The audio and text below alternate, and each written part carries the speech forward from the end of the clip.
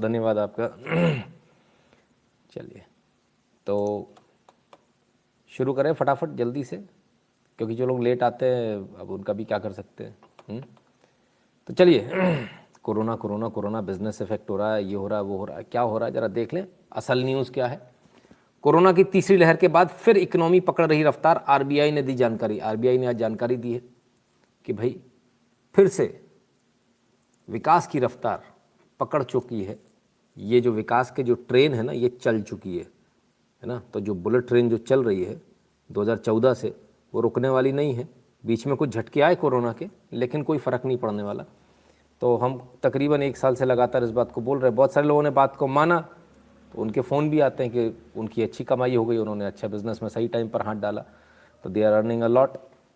कुछ लोग सोचते रह गए कि हमको क्या करना है क्या नहीं करना, तो उनका थोड़ा सा नुकसान हो गया। सोचिए मत, सोचने का समय नहीं होता। फटाफट डिसीजन लेना चाहिए, सोच समझ के अच्छी तरह से ना। गिरीश सरीन जी, जय श्री राम भैया। ठीक है, चलिए, एक तो बात ये हुई कि कोई फ़र्क नहीं पड़ रहा, तीसरी लहर का कुछ पता नहीं चला। क्यों नहीं पता चला? क्योंकि वैक्सीन लग गई आपको और हमको।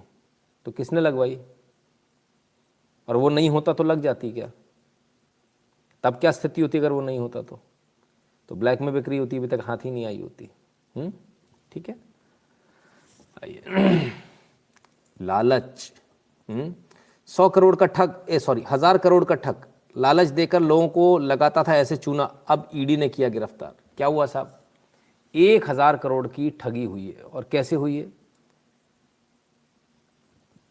गुरु राघवेंद्र सहकारी बैंक है ना, तो ये बैंक खोली गई साहब, गुरु राघवेंद्र सहकारी बैंक। सहकारी बैंकों में अक्सर होता है।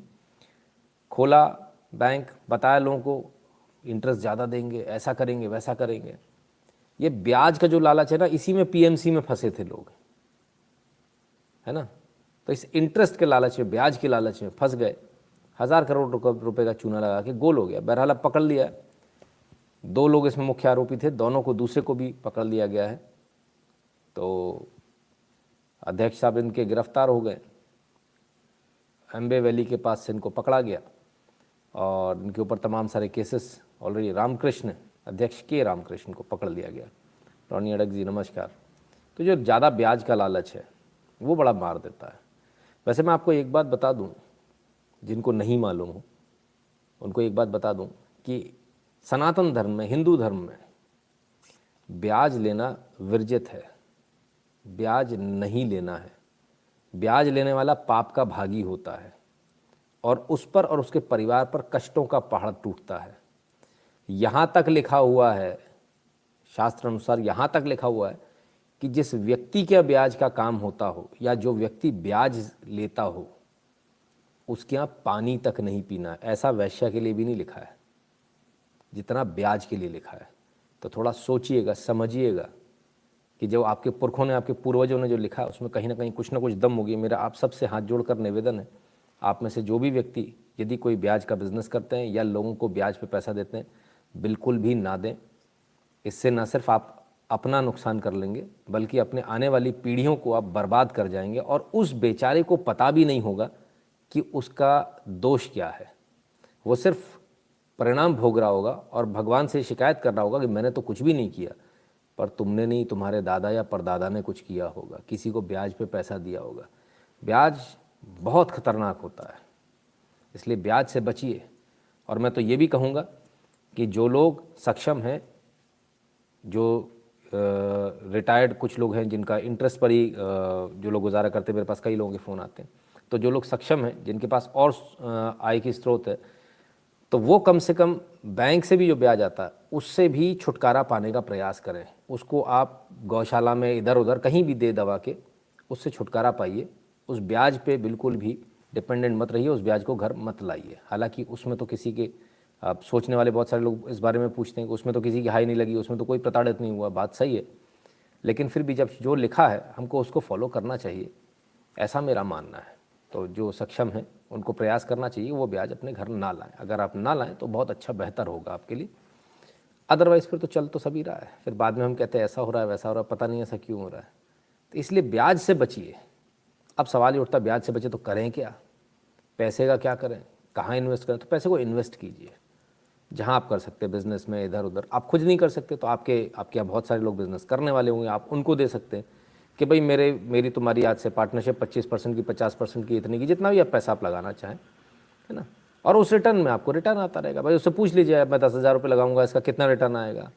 उसने बोला, मान लीजिए कोई ठेले वाला है, बोले जी 1 महीने में 10,000 के 10,000 और हो जाते हैं, तो कहना मेरे को तो यार 10,000 के, तुम 10,000 नहीं, मेरे को तो तुम्हारे को पार्टनर बना लो इसमें, मैं पैसा लगा देता हूँ 10,000, बट श्योरिटी बताओ, श्योरिटी कितनी? मिनिमम 5,000 तो आएगा, तो 50-50 की पार्टनरशिप कर लेते हैं। इस तरह से कर सकते हैं। एक्सेप्ट ब्याज, एवरीथिंग इज ओके, बस ब्याज नहीं है। बैंक्स का क्या होगा फिर सर? बैंक्स तो अपनी चल रही हैं, बैंक्स तो देती ना 2-4% का जो ब्याज देती हैं। अब पाप के भागी भी बनो, 2-4% के लिए भी बनो, तो गले के नीचे नहीं उतरती ना। तो मेरा ऐसा मानना है कि अपने को प्रयास ये करना चाहिए, राइट। बाकी सबकी अपनी अपनी मान्यता है, सब अपने हिसाब से चल सकते हैं। I am confuse, interest is that return which comes on investment, how is it wrong? नहीं, रिटर्न ऑन इन्वेस्टमेंट अलग होता है सर, वो ROI होता है। इंटरेस्ट प्योर ब्याज होता है, इसका रिटर्न ऑन इन्वेस्टमेंट से कोई लेना देना नहीं है। रिटर्न ऑन इन्वेस्टमेंट तो वेरी कर सकती है, कम हो सकती है, ज़्यादा हो सकती है। इंटरेस्ट फिक्स होता है ना। तो दोनों में ज़मीन आसमान का फ़र्क है, दोनों को आप मिला नहीं सकते, राइट। ठीक है सर। शेयर्स में आप जो पैसा लगाते हो रिटर्न ऑन इन्वेस्टमेंट है, आप डिवेंचर्स में लगाते हो वो फिक्स्ड आपका रिटर्न ऑन इन्वेस्टमेंट होती है, उसमें भी हालांकि इंटरेस्ट शब्द लिखा होता है। इंटरेस्ट शब्द जहाँ लिखा हो वहाँ से बचने का प्रयास करना चाहिए, ऐसा मेरा मानना है। बाकी सबकी अपनी अपनी इच्छा है, जिसको जैसा चाहे वैसा कर सकते हैं। रमेश सोलंकी जी धन्यवाद, मनोजीत भट्टाचार्य जी धन्यवाद आपका भी, वरुण शर्मा जी धन्यवाद, और रजनीकांत शिर्के जी धन्यवाद, अभिजीत महाडिक जी बहुत बहुत धन्यवाद आपका, अतुल पाराशर जी बहुत बहुत धन्यवाद भैया, वरुण शर्मा जी धन्यवाद, स्वाति रंडेव जी बहुत बहुत धन्यवाद आपका, मलोय राउत जी धन्यवाद आपका, और अजीत जी धन्यवाद, और ओके 2946 स्मॉल कंट्रीब्यूशन फ्रॉम देवी शंकर जी, देवी शंकर कर, ओके धन्यवाद आपका।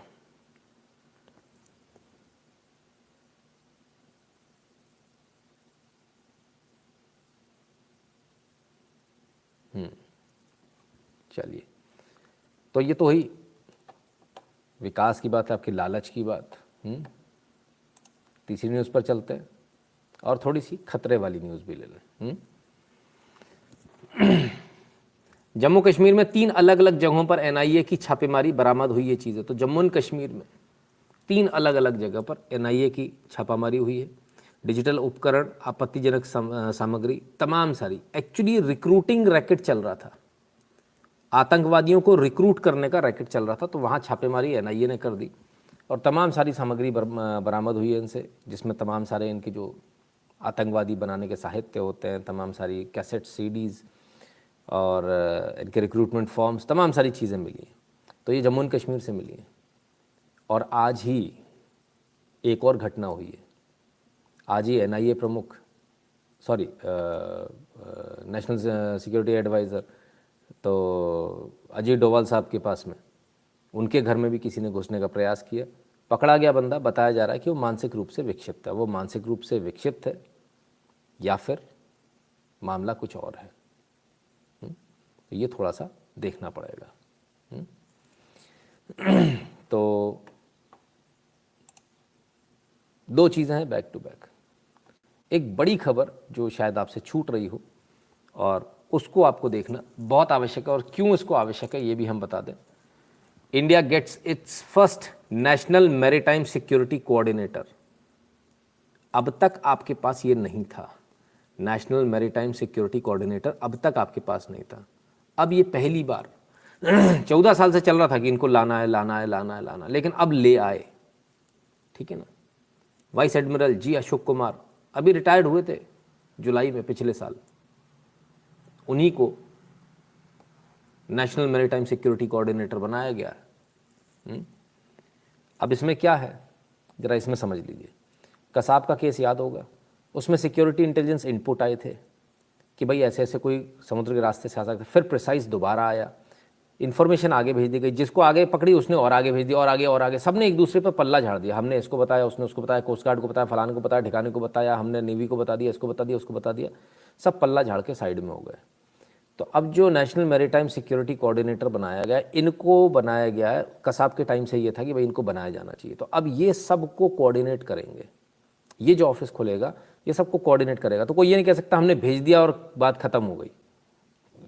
आपने भेज दिया तो सामने वाले ने क्या एक्शन लिया, आपने उसको फॉलोअप किया कि नहीं किया, सामने वाले ने एक्शन क्यों नहीं लिया, उस फाइल को क्यों दबा कर बैठ गए, इन्फॉर्मेशन आई तो उस पर काम क्यों नहीं हुआ, ये तमाम सारी चीज़ें होंगी। यानी अब जो लूप होल थे ना कि फाइल इधर से उधर जा रही है, वो एक बाबू की टेबल से दूसरे बाबू, मतलब एक डिपार्टमेंट से दूसरे डिपार्टमेंट, अब पड़ी हुई है फाइल, कोई देख नहीं रहा उसको, अब वो नहीं हो पाएगा और अब कोई कसाब अंदर नहीं आ पाएगा।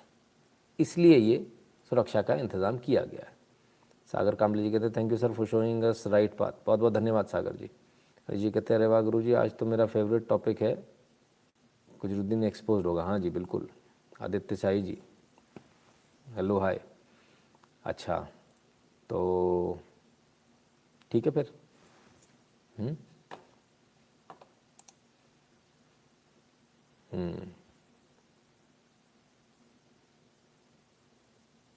कैसा लग रहा हूँ मैं, अच्छा लग रहा हूँ?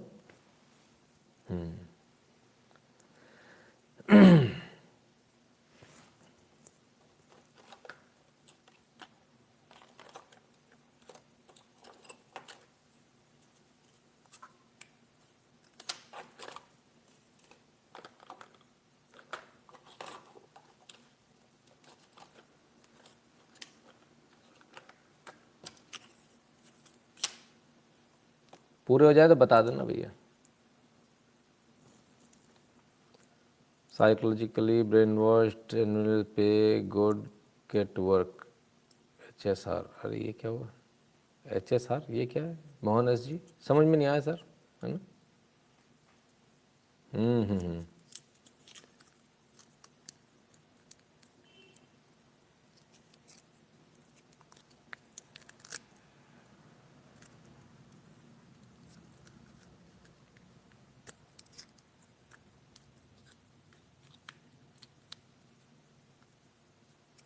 गुस्सा मत हो यार, आप लोग तो खुद ही गुस्सा होने लगे, मेरे से कहते हो आप गुस्सा होते हो।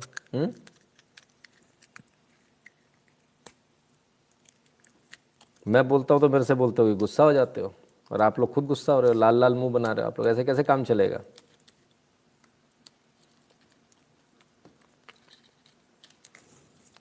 मेरा पहले का है तुझसे नाता कोई, यूं ही तो ये दिल लुभाता नहीं। ये मेरे गले से फटे बाज की जो आवाज़ आ रही है, इसका तब तक आप लोग आनंद लीजिए।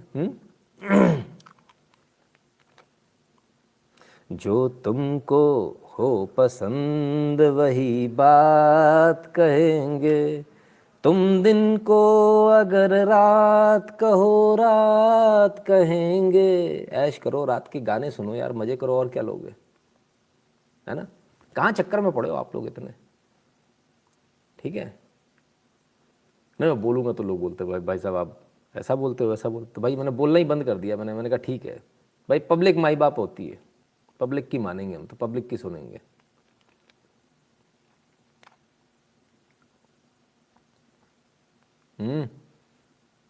ठीक है, चलो ये भी बढ़िया है, ये भी बढ़िया है। चलो भाई, अब लगभग बराबर हो गया, 100 से कम कर गया तो अपन आगे चलते हैं। नहीं ठीक है ना, मेरे को भी बोलना नहीं पड़ता है, मेरे को भी बुरा नहीं बोलना पड़ता, लोगों को बुरा नहीं लगता है, लोगों की भावना बहन हाथ नहीं होती। 5 लाख 10 लाख वाले जो हैं राजा महाराजा लोग जो है, उनकी भी भावना बहन हाथ नहीं होती है। मैं कमाल के लोग हैं यार। चलिए, बड़ी खबर, मोदिया बेच दिया भैया। देवेंद्र भट्टी जी बहुत बहुत धन्यवाद भैया आपका, मोदिया बेच दिया। 5G हुए ही आ रहा है, हुए ही वो ले जा रहा भैया, इसको तो नहीं मिला ना 5G मिला ना कुछ जी मिला। चीनी टेलीकॉम कंपनी हुए कि दिल्ली, गुरुग्राम और कर्नाटक के बेंगलुरु स्थित परिसरों पर आयकर के छापे। आई ला यार, ये तो मुर्गा पकड़ने वाली बात हो गई।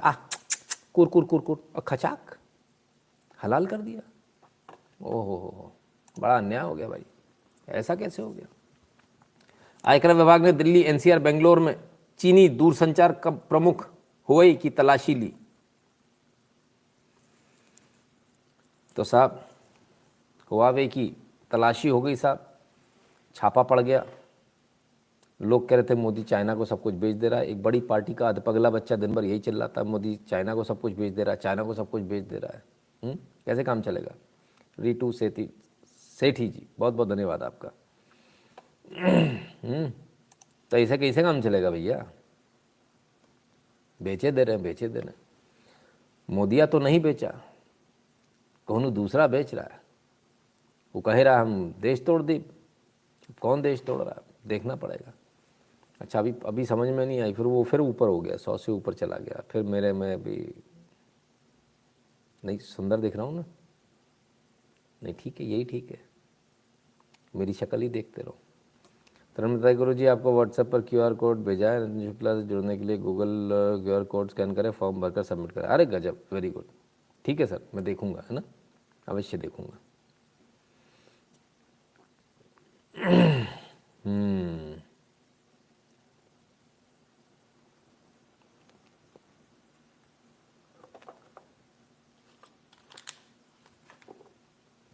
Hindus believe we bribe God, our work is done। हाँ, ये ऐसा लगता है उनको। ऐसा सिर्फ भगवान के लिए लगता है, ऐसा सबके लिए लगता है। किसी को भी खरीद लेंगे। अच्छा, वो भी बिना दिए हुए, हवा में बात करके 5 लाख 10 लाख, छोटी मोटी बात ही नहीं करते अपन। चलो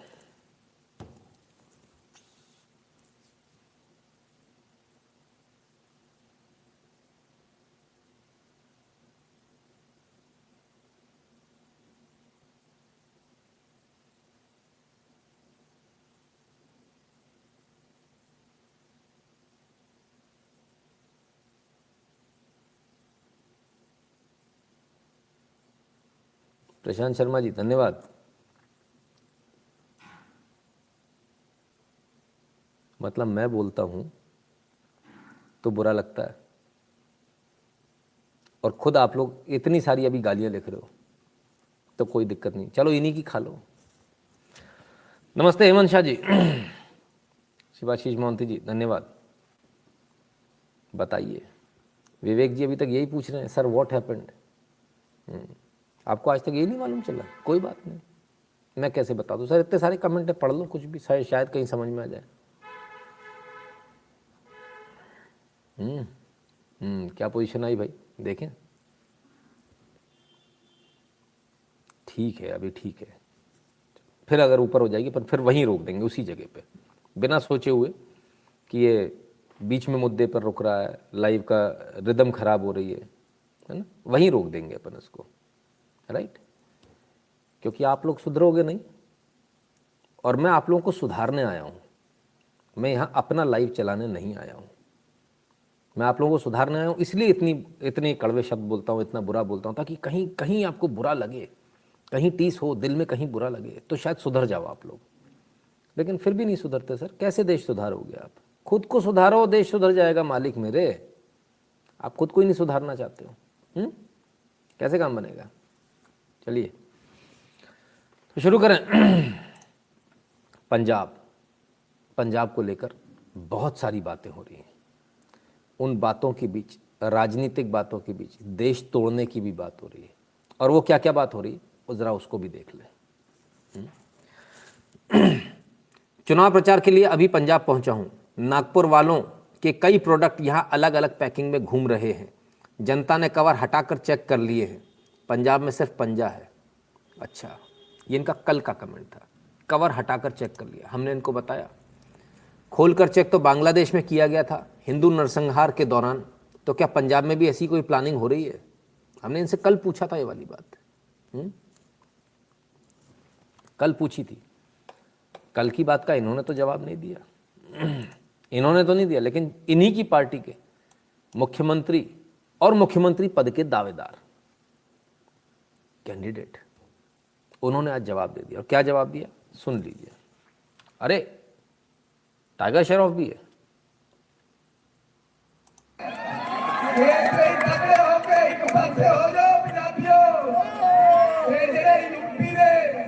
बिहार के दिल्ली के भैये आगे से राज करते ना बढ़नी बिहार के दिल्ली के भैये आगे से राज करते ना बढ़नी यूपी के बिहार के भैया लोग यहाँ आके काम करते हैं, भगाओ ना यहाँ से। ताली बजा रही हैं प्रियंका जी, तो ताली बजा रही हैं, कहती यहाँ भगाओ। और यूपी में उनको यूपी वालों से वोट चाहिए, पंजाब में कहते हैं यूपी वालों को भगाओ। तो डिसाइड तो कर लो, यूपी वालों को भगाना है नहीं भगाना है, क्या करना है, या यूपी वालों से वोट चाहिए, ये डिसाइड तो कर लो।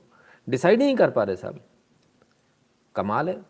यूपी में जाके बोलते हैं यूपी वालों का हम भला करना चाह रहे हैं, और यूपी से बाहर निकलते यूपी वालों को गाली देते हैं। चाहे वो वायनाड में चले जाएं तब यूपी वालों को गाली देते हैं, चाहे ये मुंबई चले जाएं वहाँ से यूपी वालों को मार के भगाते हैं, दिल्ली में हो तो वहाँ से यूपी वालों को मार के भगाते हैं, पंजाब में हो, पंजाब में सारा जो काम कर रहे हैं वो यूपी वाले ही कर रहे हैं, यूपी बिहार वाले, और उन्हीं यूपी और बिहार वालों को गाली दी जा रही है। संभाल नहीं पाओगे आप बिना यूपी बिहार वालों के। चन्नी साहब मैं आपको चैलेंज करता हूँ, आप अभी सिटिंग मुख्यमंत्री हैं, आप बंद कर दीजिए सारे यूपी बिहार वालों को, बंद कर दीजिए, सबको निकाल दीजिए। मैं भी देखता हूँ पंजाब कैसे चलता है कल, दूध नहीं पी पाओगे सुबह, समझे। तो ये जो गंदी मानसिकता आ गई है ना क्षेत्रवाद की, इससे सभी लोग ऊपर उठें। ये तो उठे ही उठें, ये तो एकदम ही कीचड़ में गिरे हुए लोग हैं। हम लोग भी इससे ऊपर उठें और हम लोग भी क्षेत्रवाद में ना फंसें। कभी ये मत बोलिए मैं महाराष्ट्र का हूँ, महाराष्ट्र के हैं, अच्छी बात है, वहाँ की परंपरा वो सब फॉलो किया जाना चाहिए, सबको एक दूसरे के बारे में बताया जाना चाहिए, लेकिन घमंड नहीं होना चाहिए। गर्व और घमंड में बहुत फ़र्क है, और दूसरे को नीचा कभी नहीं दिखाया जाना चाहिए कि तुम फलाने तुम ढिकाने, मैं बिहारी हूँ, मैं फलाना हूँ। एक भाई साहब ने फ़ोन किया था, उनका फ़ोन उठाना ही बंद कर दिया मैंने, ब्लॉक डाल दिया सीधे उठा के।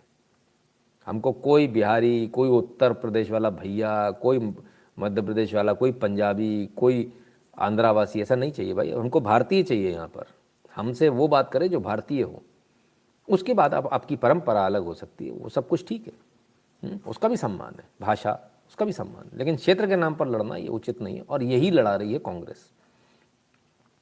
मैंने इनका भूपेश जी का कहना था खोलकर चेक कर लिया है। ये कहते हैं कि यूपी वालों को भगाओ, तो चुनाव के बाद की प्लानिंग क्या है? क्या चुनाव के बाद दंगे वंगे कुछ कराने का प्लान है क्या दिल्ली की तरफ से, कि पंजाब को आग में झोंक देंगे? लग तो कुछ ऐसे ही रहा, क्योंकि बहुत सारे लोग के ऐसे ही बयान आ रहे हैं। राहुल तिवारी जी प्रणाम। उन्होंने कहते सर आप बुरा नहीं माना करें, रोना आ जाता। अरे नहीं, मैं बुरा मानता ही नहीं यार, मैं तो बड़ा मस्त रहने वाला आदमी हूँ। विश्वकर्मा जी बहुत बहुत धन्यवाद भैया आपका। बुरा मानता तो यहाँ थोड़ी आता, रोज रोज बुरा मान के कोई आता है क्या? तो यूपी की बात जब बुरी लगी तो सबको बुरी लगी, मुझे भी लगी, आपको भी लगी, सबको लगी, मायावती जी को भी बुरी लगी। पंजाब के कांग्रेसी सीएम ने शीर्ष नेतृत्व की मौजूदगी में यूपी व बिहार के लोगों को जिस प्रकार का अपमान किया वह अति शर्मनाक है। ऐसे में इन दोनों राज्यों के लोग कांग्रेस को पंजाब व यूपी में भी हो रहे विधानसभा आम चुनाव में ज़रूर सबक सिखाएं। बिहार के लोग भी इसका ज़रूर उचित संज्ञान लें। तो मायावती जी को बुरा लगा, बट ऑब्वियस है देश में किसी को भी बुरा लगना स्वाभाविक है, और इस प्रकार की घटनाएं नहीं होनी चाहिए, इससे बचना चाहिए। सबसे मज़े की बात, ये किसकी शय पर बोल रही थी? ये उसकी शय पर बोल रहे थे जो उनके बगल में खड़ी थी। प्रियंका जी इनके बगल में खड़ी थी और उन्हीं की शय पर ये बोल रहे थे। भाई कमाल की बात है। चलिए, एक वीडियो आया है दीप सिद्धू का, जरा देखें क्या है। लांगरी बना देना, तेरा सेवादार बना देना, जुझारू नहीं रहन देना, ना मुसलमान कौम ਨੂੰ ਰਹਿਣ ਦੇਣਾ, ਨਾ ਸਿੱਖਾਂ ਨੂੰ ਰਹਿਣ ਦੇਣਾ। ਲੋ ਆ ਤੁਸੀਂ ਮੈਨੂੰ ਆਪਦੇ ਦਿਲ ਤੋਂ ਪੁੱਛ ਲਓ, ਮੈਨੂੰ ਜਵਾਬ ਦੇਣ ਦੀ ਲੋੜ ਵੀ ਨਹੀਂ ਆ ਵੀ ਕਿਹੜੀ ਚੀਜ਼ ਸਾਡੀ ਆ, ਕਿਹੜੀ ਚੀਜ਼ ਸਾਡੇ ਗੁਰੂ ਨੇ ਸਾਨੂੰ ਦਿੱਤੀ ਆ।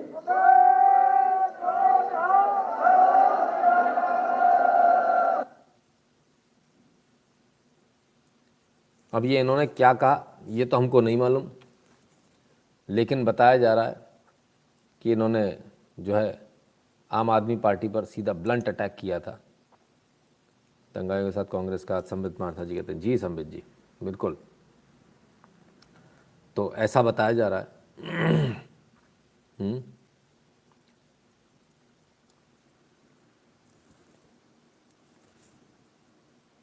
सो नीलकंठ बख्शी जी है, कहते हैं after his blunt attack on AAP and their election symbol झाड़ू Deep Sidhu died in car accident today, hope it's not a conspiracy. तो भाई बात तो बहुत गहरी है, इसमें कोई दो राय नहीं है, ये तो काफ़ी गहरी बात है। तो क्या वाकई में ऐसा कुछ हो गया क्या? चक्कर क्या है समझ में नहीं आया कुछ। बड़े कमाल की बात है। खैर पूरा सुन लेते हैं इसको।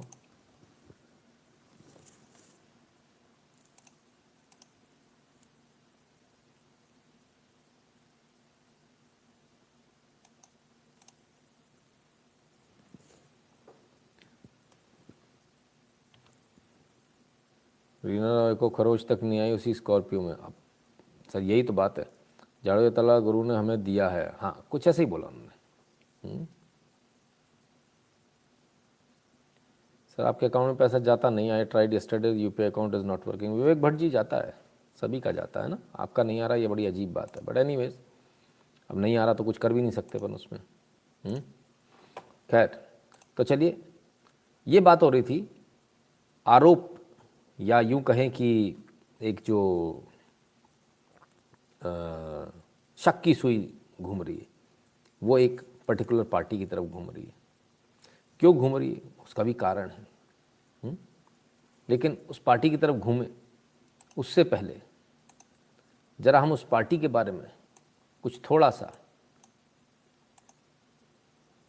हम ज़रा उस पार्टी के बारे में भी जांच लें तो बड़ा अच्छा होगा।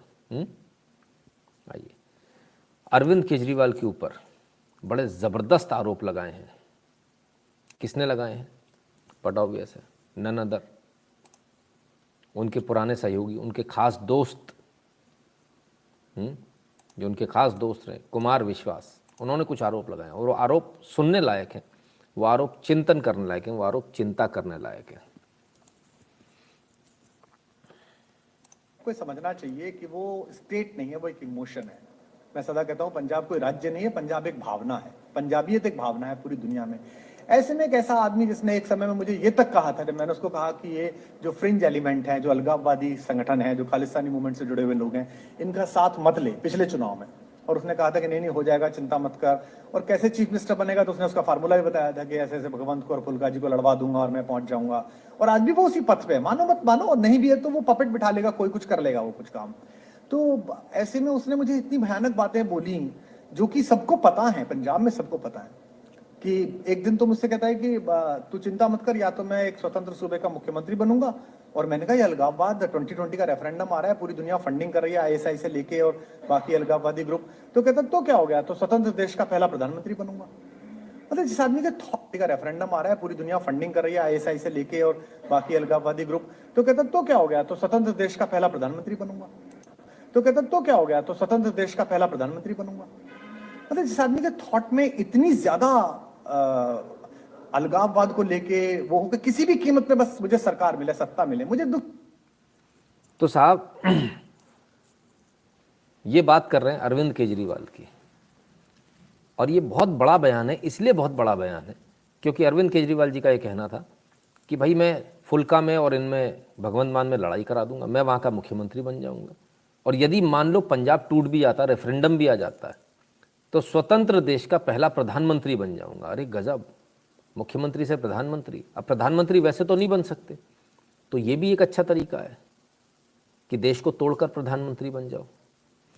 ये आरोप हम नहीं लगा रहे, ये आरोप जो इनके साथी रहे, जिनसे इन्होंने ये बातचीत करी, वो बता रहे हैं, कुमार विश्वास बता रहे हैं। और ये हम मतलब ऐसा नहीं कि हमने कुछ इसको बताना है। ये वो अरविंद केजरीवाल है जो आपके सामने बहुत सीधे सच्चे शरीफ बनकर आते हैं। आइए, इन्हीं के साथी रही एक और मोहतरमा, उनकी भी सुन लें, जो कभी इनकी पार्टी में थी, इनके साथ रही थी। प्रवीण मोहन जी धन्यवाद। नेता श्री राहुल गांधी जी ने आज पंजाब में अपनी बड़ी एक जनसभा में कहा कि कांग्रेस का कोई भी नेता आपको किसी आतंकी के घर में कभी नहीं मिल सकता, लेकिन हाँ झाड़ू का, जी हाँ, झाड़ू और आम आदमी पार्टी का नेता आपको आतंकियों के घर में जरूर देख सकता है। क्यों कहा राहुल गांधी जी ने ये? जी हाँ, मैं आपको बताती हूँ। 2017 में मैं इसी आम आदमी पार्टी की विधायक थी, पंजाब के चुनाव प्रचार प्रसार पर थी। उसी समय अरविंद केजरीवाल जी ने एक बड़ी कोठी, एक बड़े घर में रहना चुना, बिना इसकी जानकारी के कि वो किसका घर है। नहीं, ऐसा नहीं था, जानकारी उन्हें थी और उस बड़े घर को उन्होंने रहने के लिए चुना। लेकिन जब चारों तरफ खबर आग की तरफ फैली और दुनिया को भी पता लगने लग गया कि ये घर था किसका, ये घर एक आतंकी खालिस्तानी कमांडो फोर्स के मुखिया जिसका नाम गुरविंदर सिंह है, ये उसका घर था, जो एनआरआई है, खालिस्तान का मुखिया था। इसके घर में अरविंद केजरीवाल ने रहना चुना।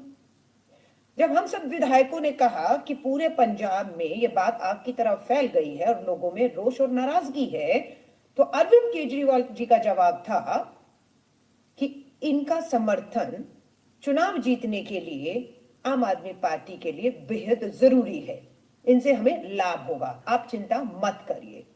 लेकिन पंजाब की जनता ने मुंह तोड़ जवाब दिया और आम आदमी पार्टी को जो बहुमत के साथ सरकार बनाने का सोच रही थी, उसे चंद सीटों तक सीमित करके छोड़ दिया। यही काम इन्होंने नशा माफियाओं के साथ किया। नशा माफियाओं के खिलाफ लड़ने की बात कही, लेकिन जैसे ही चुनाव हारे, लिखित में नशा माफियाओं से लिखित में अरविंद केजरीवाल माफी मांगकर दिल्ली जाकर दुबक कर बैठ गए। दोबारा चुनाव आया तो दोबारा आप चुनावों में सक्रिय हो गए हैं। सो मैं कहूंगी, राहुल गांधी जी ने यह बात यूं ही नहीं की। सब जानते हैं कि अरविंद केजरीवाल ने दिल्ली के मुख्यमंत्री होते हुए पंजाब के चुनावों में 2017 में एक आतंकी के घर, तो सिर्फ कोई एक नहीं, कोई एक व्यक्ति आरोप नहीं लगा रहा। जो अब पॉलिटिक्स में नहीं है वो आरोप नहीं लगा रहा, जो पॉलिटिक्स में है वो भी आरोप लगा रहे हैं, जो पॉलिटिक्स के बाहर हैं वो भी आरोप लगा रहे हैं, जिन्हें पॉलिटिक्स से मतलब नहीं है वो भी आरोप लगा रहे हैं। बड़े कमाल की बात है, सारे आरोपों की सुई खालिस्तान कनेक्शन एक ही जगह जा रहा है। मुझे अफसोस है, मैंने कभी केजरीवाल के आंदोलन का समर्थन किया था, उत्तम के बनर्जी जी। सर वो उस समय केजरीवाल का आंदोलन नहीं था, उस समय लोग ये सभी ये सोच रहे थे कि अन्ना आंदोलन है, तो काफ़ी लोगों ने उसका समर्थन किया था, हमने भी किया। लेकिन जैसे इन्होंने पॉलिटिकल पार्टी बनाई थी, हम तभी समझ गए उनका टाटा बाय बाय, ये आदमी ठीक नहीं है। तब क्या तो भाई बड़ी मुश्किल है। तो ये वो केजरीवाल हैं जो दुनिया भर की बातें करते हैं, ये वो केजरीवाल है जो बार बार सेना से सबूत मांगते हैं, ये वो केजरीवाल हैं जो non stop anti India gang के साथ खड़े होते हैं, ये वो केजरीवाल हैं जिन्होंने खालिस्तानी आंदोलन, जिसको फार्मर प्रोटेस्ट का नाम दिया गया था, उसमें केले, फल, मिठाइयाँ खूब भिजवाया था, पूरी फंडिंग इन्होंने करी थी और इनको फंडिंग वहाँ से मिलती है। तो ये कोई 2017 में रुकने वाली बात तो बहुत पुरानी हो गई कि आतंकवादी के घर में रुके, खालिस्तानी आतंकवादी के घर में रुके, और ये जानबूझकर रुके, ऐसा नहीं कि नहीं रुके। इनको एक मैसेज देना था खालिस्तानी आतंकवादियों को कि मैं तुम्हारे साथ हूं। ये 17 की बात है। फिर क्या, इसके बाद मैसेज दे दिया, इनके और गठजोड़ खुल के सामने बैटिंग कर रहे हैं ना, यहाँ के लोगों को भी मैसेज दे दिया कि हम उनके साथ में, तो यहाँ वाले जो हैं वो वोट करो, वहाँ से लोग आते हैं इनके लिए वोट करने।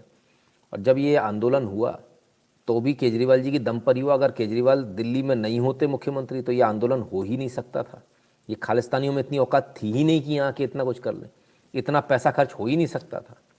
तो ये सब कुछ इन्हीं का करा धरा था। दिल्ली वालों ने जो इतना भुगता वो भी इन्हीं की वजह से भुगता।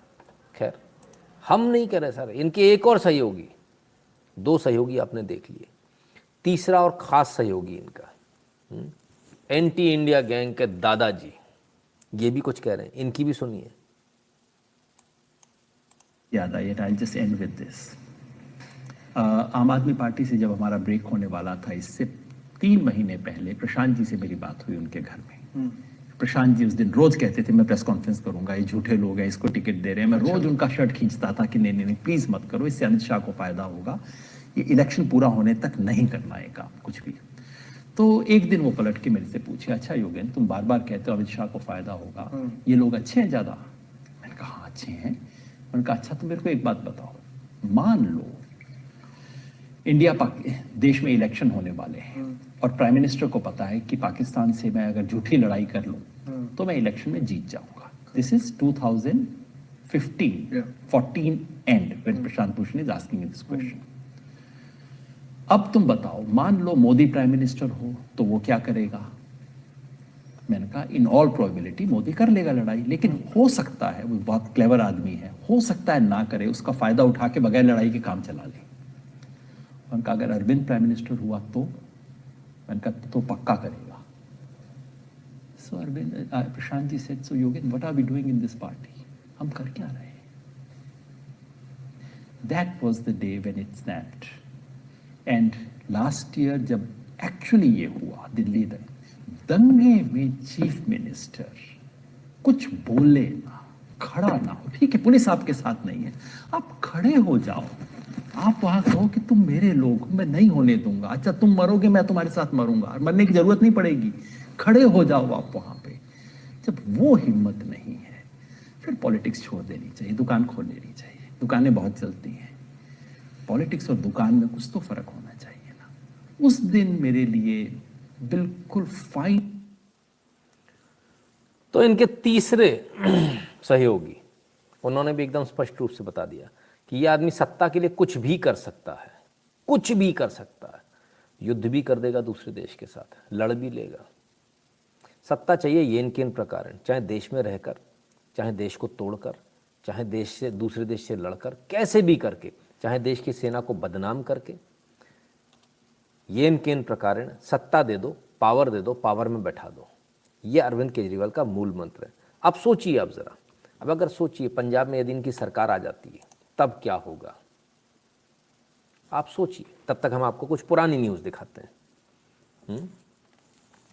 खालिस्तान का समर्थन करने वाले लंदन गए थे आप नेता, खालिस्तान का समर्थन करने लंदन गए थे आप नेता। तो खालिस्तान का समर्थन करने गए थे आम आदमी पार्टी के नेता, ठीक है ना। बहुत सारी न्यूज़ है इनकी, सारी कटिंग्स रखी हुई है। आप Khalistan connection exposed again, new photo shows band Sikh bodies chief campaigning for party MLA, stung on camera, member of the forces of Khalistani group claims support and funding given to AAP during Punjab elections. From Kashmiri separatists to Maoist links, stung members of the Front for Khalistani group openly admit break India plan. बहुत सारी news है। Had warned AAP about flirting with Khalistanis. Gul Punjab leader opposition Khaira justified Khalistan referendum. AAP chief under fire. बहुत है साहब, लगातार इनके खिलाफ में न्यूज़ छपती रही। लेकिन समस्या क्या कि हम लोग की याददाश्त थोड़ी कमज़ोर है, हम लोग भूल जाते हैं जल्दी। पुरानी डेट में और ले चलता हूँ, 2017 में ही ले चलता हूँ, नई Punjab election 2017, Amarinder slams Kejriwal says AAP will reignite Khalistan separatist movement. बिल्कुल सही।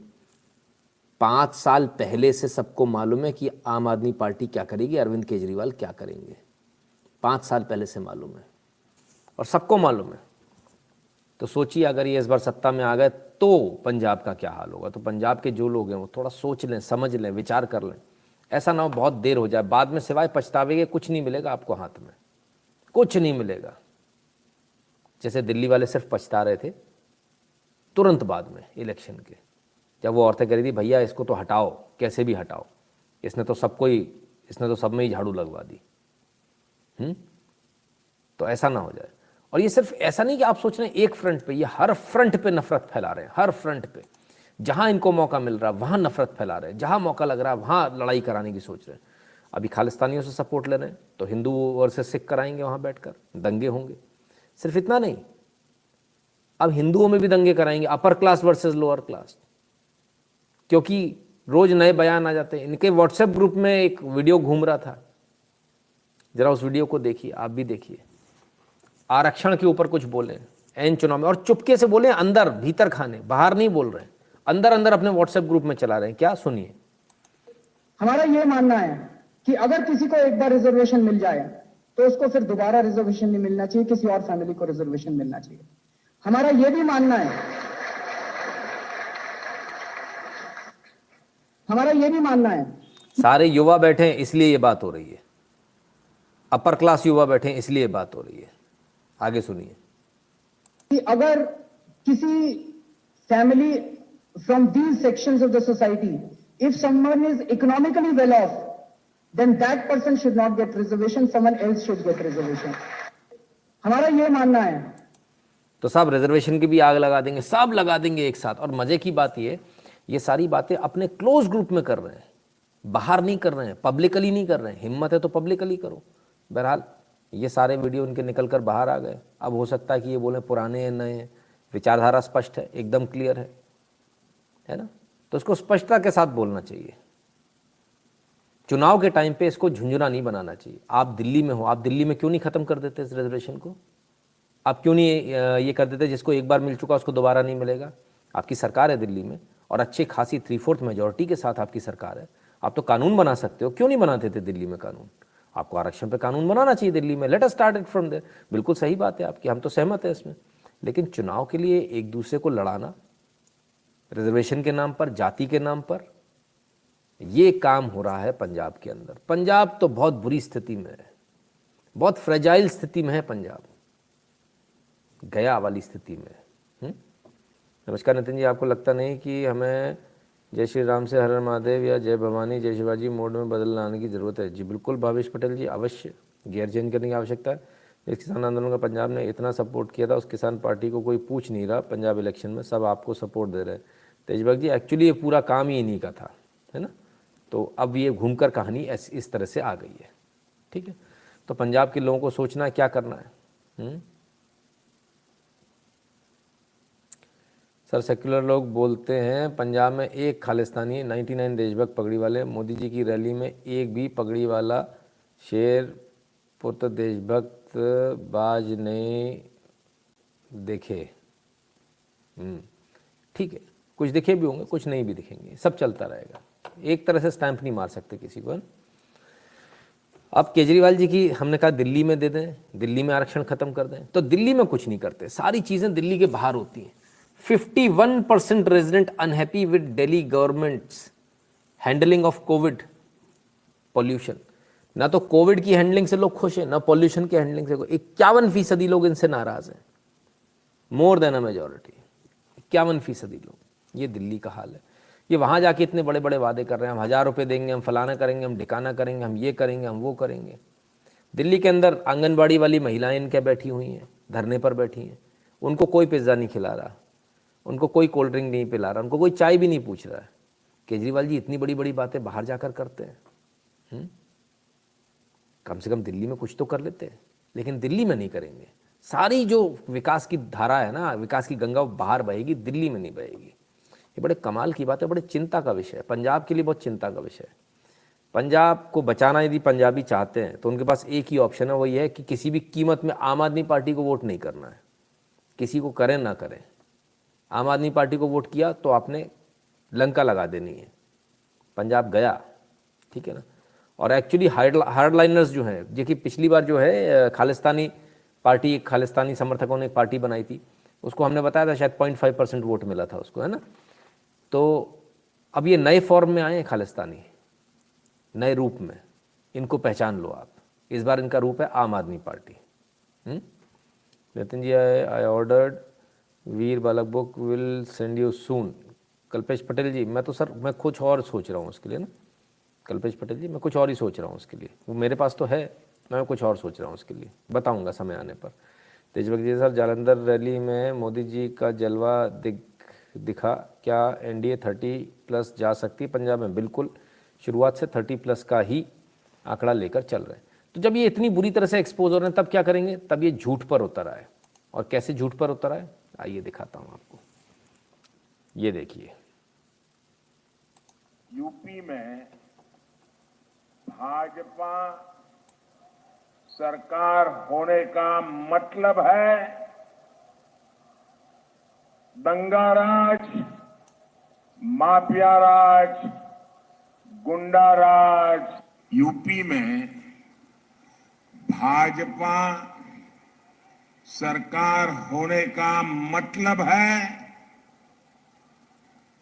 दंगा राज, माफिया राज, गुंडा राज, इन पर बराबर कंट्रोल है कि नहीं है कि नहीं है? यूपी तो सब आधी काट कूट कर वीडियो चलाई जा रही। अब इस पर आ गए कि कटिंग करके वीडियो चलाएंगे, पूरा नहीं बताएंगे, आधा अधूरा बताएंगे, ऐसे चुनाव जीतेंगे। ये आम आदमी पार्टी हमेशा से इसी तरह से एक जो गंदगी वाली पॉलिटिक्स है ना वो करती आई है, और वो सफ़ेद चूज़ा है ना उसका काम है ये। What is the permanent remedy for such parties? Rishabh ji, कोई रेमेडी नहीं है। भारत के संविधान में सबको आज़ादी दी है, जो दंगा करना करो, सब कर सकते हैं दंगा, एक्सेप्ट हिंदूज अपने लिए राइट्स के लिए नहीं बोल सकते। खैर आइए साहब, जरा ये तस्वीर भी देख लें। ओहो, ये वही खालिस्तानी लोग हैं जो बड़े बड़े बड़े बातें करते थे, पाकिस्तान से गले मिल रहे थे। पाकिस्तान से आइए ये। और मैं नहीं कह रहा हूँ सर, आइए बता दूँ कौन कह रहा है। मोहम्मद आरिफ जमाल जर्नलिस्ट हैं, कहते हैं attacks against minorities are on rampant in Imran Khan's नया Pakistan. A Sikh trader Papinder Singh attacked and grievously injured along with passerby Sikh by unknown extremist at his pharmacy at Kohat road in Peshawar Pakistan. Pakistan के पेशावर में इनको बुरी तरह से मारा गया, जानलेवा हमला किया गया इन पर और इनके एक साथी पर। देखा पगड़ी वाला सोई हमला हो गया। पाकिस्तान में आजकल ये चल रहा, पगड़ी वाला तो हमला कर दिया। तो भैया जाओ थोड़ा सा वहाँ पर भी दादागिरी दिखाया। यहाँ तो बड़े बड़े गंडासे चला रहे थे भाई पुलिस वालों के ऊपर, बड़ी बड़ी तलवारें चल रही थी। क्या हुआ? पाकिस्तान में नहीं चल पा रही, फट गई। अरे बड़ी जल्दी डर लग गया आपको। सारी दादागिरी यहीं चलती है। अफगानिस्तान से ही सिर पे पांव रख के भाग भाग के आए। इतनी बुरी हालत है। पाकिस्तान में भी ऐसा, पाकिस्तान से तो गले मिल रहे थे ना, फिर क्या हुआ? तो मिल लो थोड़ा सा, और पुन्नू ते नुन्नू ते टुन्नू को बोल दो, वो करवा देगा सब सही। नहीं करा पा रहे, चलो भाई। सर आपका सोशल मीडिया एडवर्टाइजमेंट टीम बहुत स्ट्रांग है, बीजेपी कंपैरिजन। हाँ कंपैरिजन में बिल्कुल, इसमें कोई दो राय नहीं है। आप जय श्री राम, सभी लोग धर्म के बारे में पूछ अनुजना महाराज जी से ज्ञान है, और संस्कार के बारे में नरेश कुमार जी। अच्छा जी नरेश जी, चलिए। तो ये स्थिति है इनकी। तो ये पंजाब की ओवरऑल सिचुएशन है। पंजाब कितनी बुरी स्थिति में खड़ा है ये आपको समझ में आना चाहिए। आइए अब राजस्थान चलें। राजस्थान में कौन सी अच्छी हालत है, राजस्थान की भी हालत देख लें। राजस्थान, गाय से दुष्कर्म व फिल्म की शूटिंग के आरोप में जुबैर व चुना गिरफ्तार, 2 अन्य की तलाश में पुलिस। गाय से दुष्कर्म, अब ये हमें ये तो नहीं मालूम हमको ये दिखाना चाहिए कि नहीं दिखाना चाहिए, पर ये वीडियो हम ज़रूर दिखाने वाले हैं आपको, ताकि आपको एहसास हो कि आखिर किस हद तक जो एक नफ़रत है वो किस हद तक दिमाग के अंदर है। आइए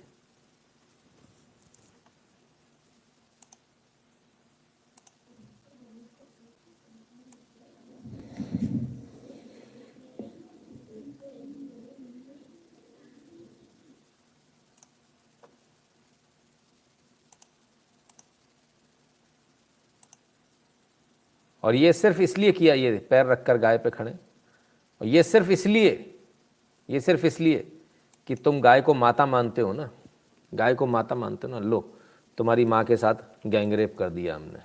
ये नफरत सिर्फ इसलिए, और कोई दूसरा कारण नहीं है, ये सिर्फ इसलिए नफरत है। अब आप बोलिए क्या करेंगे?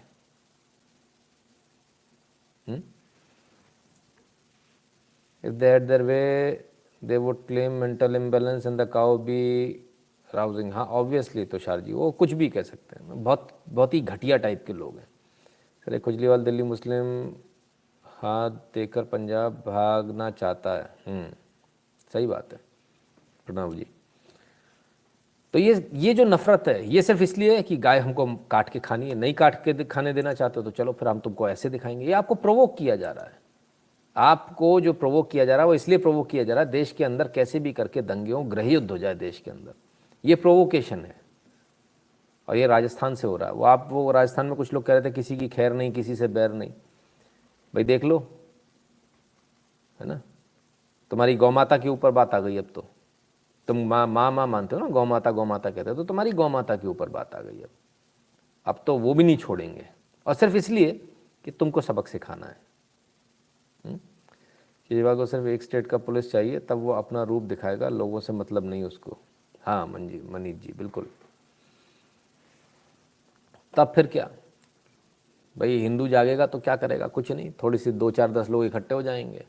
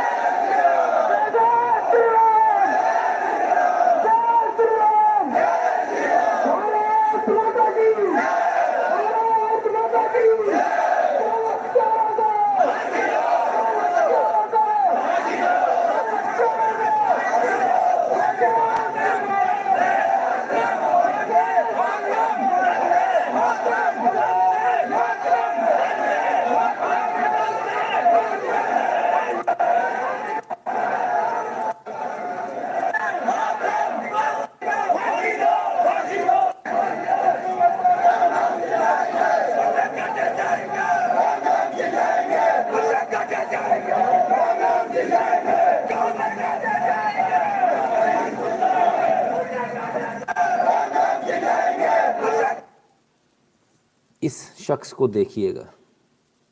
कुछ लोग कहते हैं हमारे पास टाइम नहीं है, हम जा नहीं पाते जब लोग इकट्ठे होते हैं। आप इससे भी गए बीते हैं।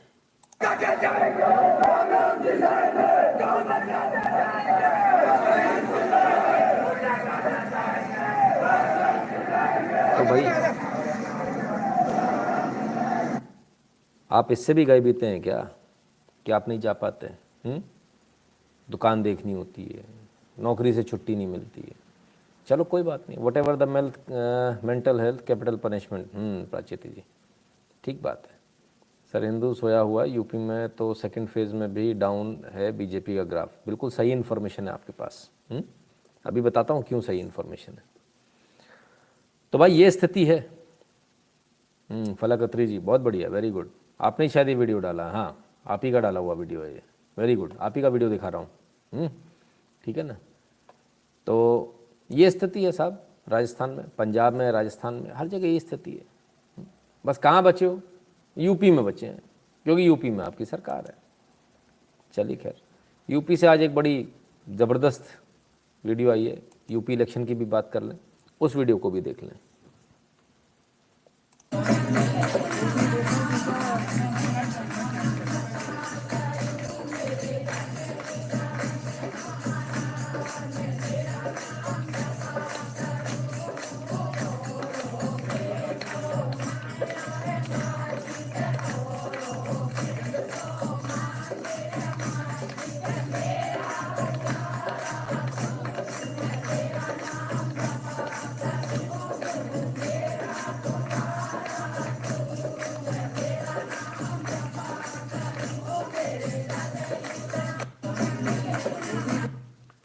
तो मोदी जी पहुंच गए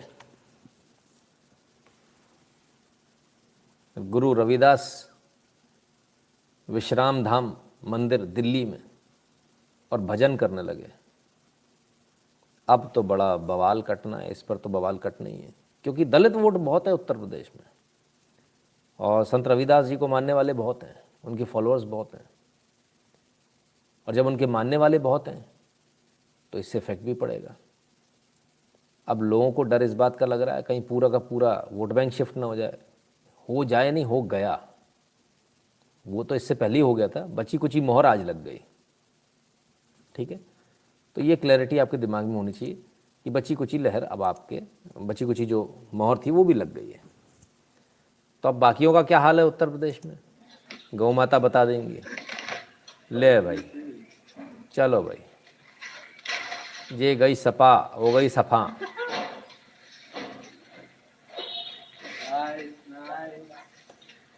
अच्छा, ये पार्टी उन लोगों को सपोर्ट करती है जो गाय का गैंगरेप करने में विश्वास रखते हैं, गाय का गैंगरेप।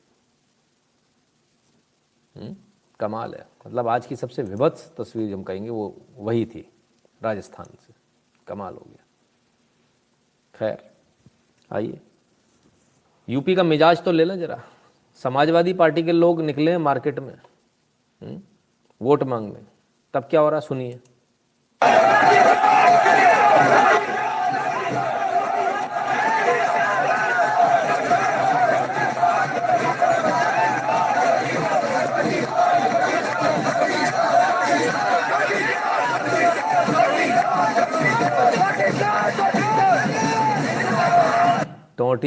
टोंटी चोर के नारे लग रहे हैं भैया। जहाँ से जा रहे हैं वहाँ से इनकी इज्जत बहुत है, जिधर से जाते हैं वहाँ से नारे लगने शुरू हो जाते हैं, टोंटी चोर। कमाल है। खैर ये तो इनका हाल है भाई, उनका हाल तो देख लें जो सत्ता में है, जिनको सत्ता में दोबारा आना है। ऐसा तो नहीं उनका हाल भी खराब है। वीडियो तो आई है भैया, कुछ देख लें।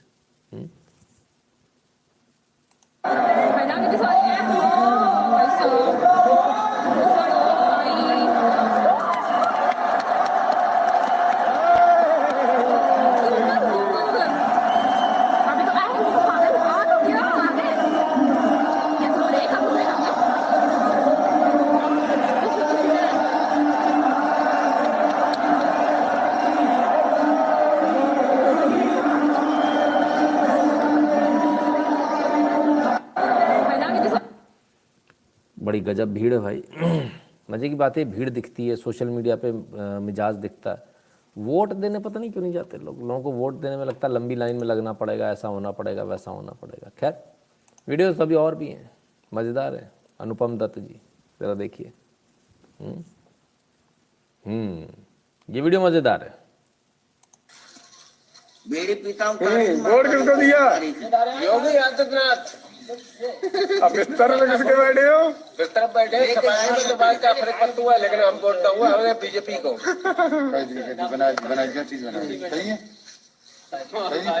प्रदीप भैया, बिस्तर साइकिल को खाली पड़ो, इसलिए केवल दिखावा को लेते हैं। वोट हमने फूल को दूंगा। हरिश्चंद्र और हरीश साहब। अच्छा चलो बढ़िया। बीड़ी पी लो भैया, अब फिर कहेंगे ईवीएम हैक हो गए। पिछली बार से कह रहे थे हमें समझ में ही नहीं आया कैसे हो गया। सबने तो हमको वोट दिया था, हमारे तो कितनी भीड़ आई थी, एक से बढ़कर एक है साहब।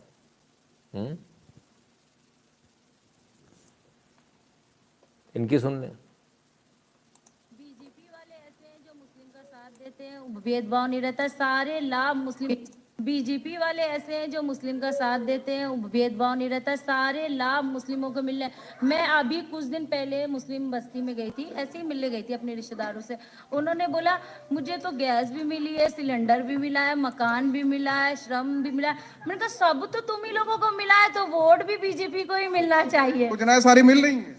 हाँ बिल्कुल मिल रही है। ये श्रम कार्ड बना है, इसमें कोई भेदभाव नहीं है, कोई कुछ नहीं है। सब मुस्लिम और हिंदू सब एक साथ चल रहे हैं। करने वाले तो इलेक्शन के टाइम कुछ ना कुछ तो करते ही हैं, मगर जो चल रहा है वो सही चल रहा है। भेदभाव के अब तो पता ही नहीं चलता हिंदू कौन निकल रहा है, मुस्लिम कौन निकल रहा है। हिजाब ऐसी चीज है, सब कोई बांध ही के निकल रहा, तो किसको किसको मना करे। मौलिक अधिकार का हनन तो नहीं है ना?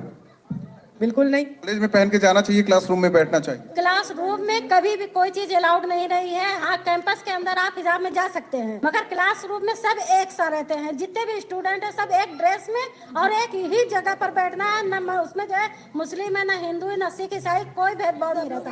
और सब एक लगता है कि एक पब्लिक है। और आम जनता के लिए हम ये कहना चाहेंगे कि हिजाब क्लास के अंदर नहीं चलना चाहिए, चाहे कोई भी हो, हिंदू है चाहे मुस्लिम है। क्योंकि हमारे जो यूनिफॉर्म है स्कूलों के, तो वो तो सबके सामने जाहिर होना चाहिए कि इसमें से कोई मोमडन नहीं है, कोई हिंदू नहीं है। हिंदू मतलब कुछ नहीं होता, सब एक है। ये तो मोदी जी ने खाना ही खिला रहे हैं, बहुत है। दोनों 5 किलो अनाज बहुत मिल रहा है, पेट तो भर रहा है। आप ये सोचिए, पेंशन दे रहे हैं। मेरे आदमी को 20 साल मरे हो गए और वो हमको पेंशन दे रहे हैं, पेंशन तो खा रहे हैं। उन्हीं ने तो इतना तो किया। अब कौन सी सरकार ने जाते दरवाजे से भगा देते हैं, चलो जाओ, नहीं है। ये तो इतना कर रहे, महीने में 2 बार राशन दे रहे हैं, खाना खा रहे हैं, पेंशन मिल रही है। नहीं काम कर रहे हैं तो समझ लीजिए आलू खा रहे हैं, खिला तो रहे हैं कुछ। मोदी जी हमारे लिए, देश के लिए बहुत अच्छा काम कर रहे हैं। 3 तलाक माफ करा के काम कर रहे हैं और हम लोग को भूखे रखने नहीं दे रहे। हमारे लिए मोदी है, सब कुछ है। हमारे लिए मोदी है, सब कुछ है। और हम लोग जीते जी मरते मरते हम लोग मोदी जी को वोट देंगे और उनको इस देश का विजय बनाएंगे। तो ये वीडियो भी आई।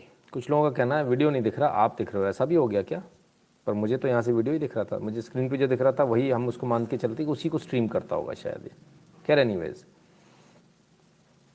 तो फिजिसिस्ट कहते हैं please accept my first contribution from my first salary as physics teacher. I have already done the puja and given dakshina to pandit ji. अरे वाह, क्या बात है माट साहब, मज़ा आ गया, आनंद आ गया, वेरी गुड, बहुत बढ़िया। अब अगर आपके जैसे लोग टीचर बनेंगे ना, जो मेरा लाइव देख रहे हैं, तो फिर मैं निश्चिंत हूँ कि इस देश का भविष्य उज्ज्वल है, 100% उज्ज्वल है। RYSTTC कहते हैं वीडियो क्लिप नहीं दिख रहा है। हाँ, आपने लिखा क्लिप नहीं दिख रहा है, मेरी फोटो दिख रही है, कुछ लोगों ने लिखा। देशभक्त कहते हैं I think Muslim lie in front of camera to show their support to BJP but indeed they vote for other party. Very much possible, very much possible, ऐसा बिल्कुल बहुत हद तक संभव है। ठीक है ना? तो ये तमाम सारी तस्वीरें आपके सामने, अलग अलग तस्वीरें। आइए, और भी कुछ हुआ आज, उसको भी देखें। चलिए बुलेटिन की शुरुआत करें इस वक्त की बड़ी खबर के साथ। आपको बता दें कि अपने ऊपर हुए हमले को लेकर केंद्रीय मंत्री एसपी बघेल का बयान सामने आया है। उन्होंने साफ तौर पर कहा कि हमले में उनकी जान लेने की कोशिश की गई थी, भगवान ने उन्हें बचा लिया। सीआईएसएफ और जेड सिक्योरिटी ने उनकी जान बचाई है, एसपी बघेल ने कहा। एसपी मीडिया से बातचीत करते हुए एसपी सिंह बघेल ने यह बयान दिया है। करहल में समाजवादी पार्टी का दबदबा मतलब गुंडागर्दी। बहन बेटियां, व्यापारी, किसान, करहल में कोई भी सुरक्षित नहीं है। बीएसपी के लोग हमारे समर्थन में, ये भी कह दिया। ये नई सपा नहीं बल्कि पुरानी ही सपा है।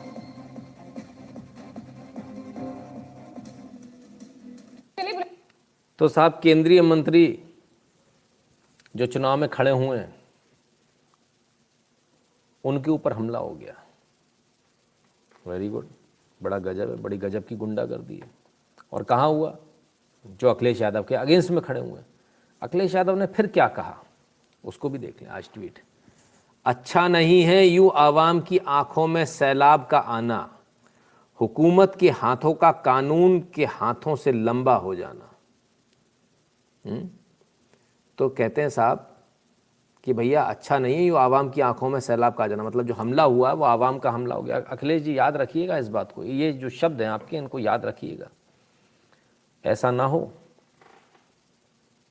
कि कभी आपके साथ ऐसा हो जाए तब आप रोते फिरोगे। और वैसे आपके साथ ऐसा होगा नहीं, आप ही के लोग आपके साथ ऐसा करेंगे। हमें तो याद है भौजी जब ऊपर चढ़ रही थी, लोगों ने टांगों में ऐसे हाथ ऊपर फेर दिया था। वो वीडियो है, ठीक है ना? तो बड़े शर्म की बात है। खैर, गुंडों को एक सबसे बड़ा फ़ायदा मालूम क्या होता है कि उन्हें मालूम है कि दूसरा तो कोई गुंडा है नहीं, उनके साथ कोई गुंडे कर ही नहीं सकता है, गुंडे ही वही हैं। तो वो हमेशा बेनिफिशियरी रहते हैं, नुकसान हमेशा एक शरीफ आदमी को होता है। खैर आइए, पुलिस वालों, ए पुलिस, पुलिस, ए पुलिस, ए पुलिस वालों, क्यों ये कर रही है? ए पुलिस वालों, ए पुलिस, पुलिस, ए पुलिस, ए पुलिस वालों, ए पुलिस, पुलिस, ए पुलिस, ए पुलिस वालों, क्यों ये कर रहे हो ये तमाशा? ए तुमसे ज्यादा बदतमीज कुछ नहीं हो सकता, क्यों ऐसा कर रहे हो भाई? ये लगता बीजेपी वाले करवा रहे हैं। ये बीजेपी वालों ने रेड कार्ड इशू किए थे, याद है कि नहीं याद है? और एक जात के अधिकारी थे, एक जात के अधिकारी, एक जात के अधिकारी थे जिन्होंने अन्याय किया था कि नहीं किया था? वो पुलिस कप्तान जिसने चुनाव हरवाया था, याद है कि नहीं याद है? यहां तक कह तो साहब एक जात के अधिकारी, बहुत सारे ब्राह्मण कह रहे थे मैं योगी जी को वोट नहीं देना, ऐसा हम सपा को देंगे, अखिलेश को। तुम्हारी तो मार ली यार धर के रेड। हाँ, मनीष जायसवाल जी कहते हैं बीजेपी पोजीशन कैसा रहेगा? अभी आएंगे सर, वोट तो गिरने दीजिए, पहले से क्या मतलब? पहले तो सब कुछ बहुत अच्छा दिखता है, यहाँ पर भी बहुत अच्छा दिख रहा है। डब्बा गोल हो गया, दोनों जो चरण हुए उसमें डब्बा गोल है, एकदम डब्बा गोल है, बढ़िया तरह से। ठीक है ना। तो ये इनका बात करने का अंदाज है। अभी तो आए नहीं है सत्ता में, तब ये है, आ जाएंगे तब क्या होगा। गुंडागर्दी देखो स्टेज के ऊपर से दिख रहे है, ए पुलिस, ए पुलिस, अरे गजब, कमाल है। जब तक इनकी ढंग से एक बार पुलिस तोड़ाई नहीं कर देगी ना, तब तक इनको समझ में नहीं आएगा पुलिस क्या होती है। और मैं समझता हूँ अब आवश्यक है, ऐसा होना चाहिए। अगली बार सत्ता में आते ही यही होना चाहिए। चलिए, तो मैंने कहा दो जो पिछले चरण हुए उसमें डब्बा गोल है। Akhilesh owns luxury own grand bus for political rally, Yogi ji uses normal car, how can you understand the pain of poor. वो सर उनको कभी नहीं समझ में आएगा, बड़े लोग हैं। तो हमने कहा दो जो चरण हैं उसमें जो है डब्बा गोल हुआ है बीजेपी का। कैसे हुआ है फिर से एक बार समझा देते हैं। ऐसे हुआ है कि ब्राह्मण, बनिया, ठाकुर, इनके घर में यदि 10 लोग हैं तो आप ये मान कर चलिए कम से कम 4 से 5 लोगों के नाम काट दिए गए। 10 वोटर में से 4 से 5 लोगों के नाम कटे हैं, लगभग 50% या 30% नाम कटे हैं। ठीक है ना। ये स्थिति कमोवेश हर जगह रही है पहले 2 चरणों में। तो यानी आपका वोट जो आपको गिरने वाला था वो वोट तो कम हो गया। और बढ़ किनका गया? उनका बढ़ गया जिन्होंने 4-4, 5-5 वोट, एक ही व्यक्ति ने 4-4, 5-5 नाम लिखवा लिए और एक ही व्यक्ति ने 4-4, 5-5 वोट डाल दिए। आप तो वोट डालने भी नहीं जा रहे, पर वो तो 5-5 वोट डालने आ रहे हैं।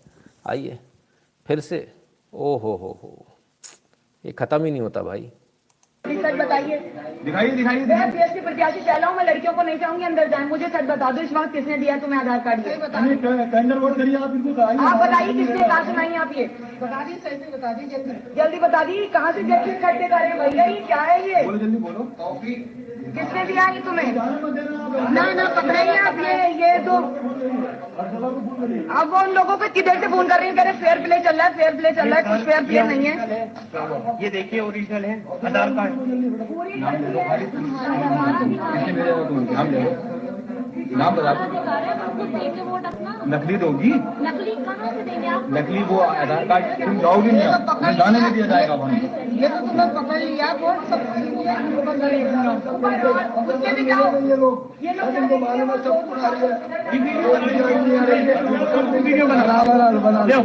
ये आधार कार्ड है, इन लोगों के साथ है। हम यहाँ पटो, मैं इनको पकड़ के रखूंगा।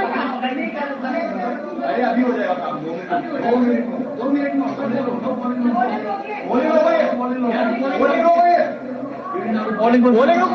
ये आधार कार्ड गलत है।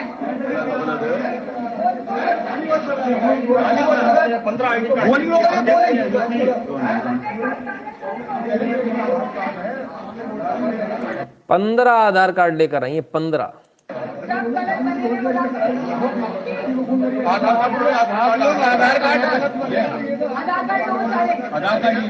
ये क्या है सर? ये व्हाट इज दिस सर?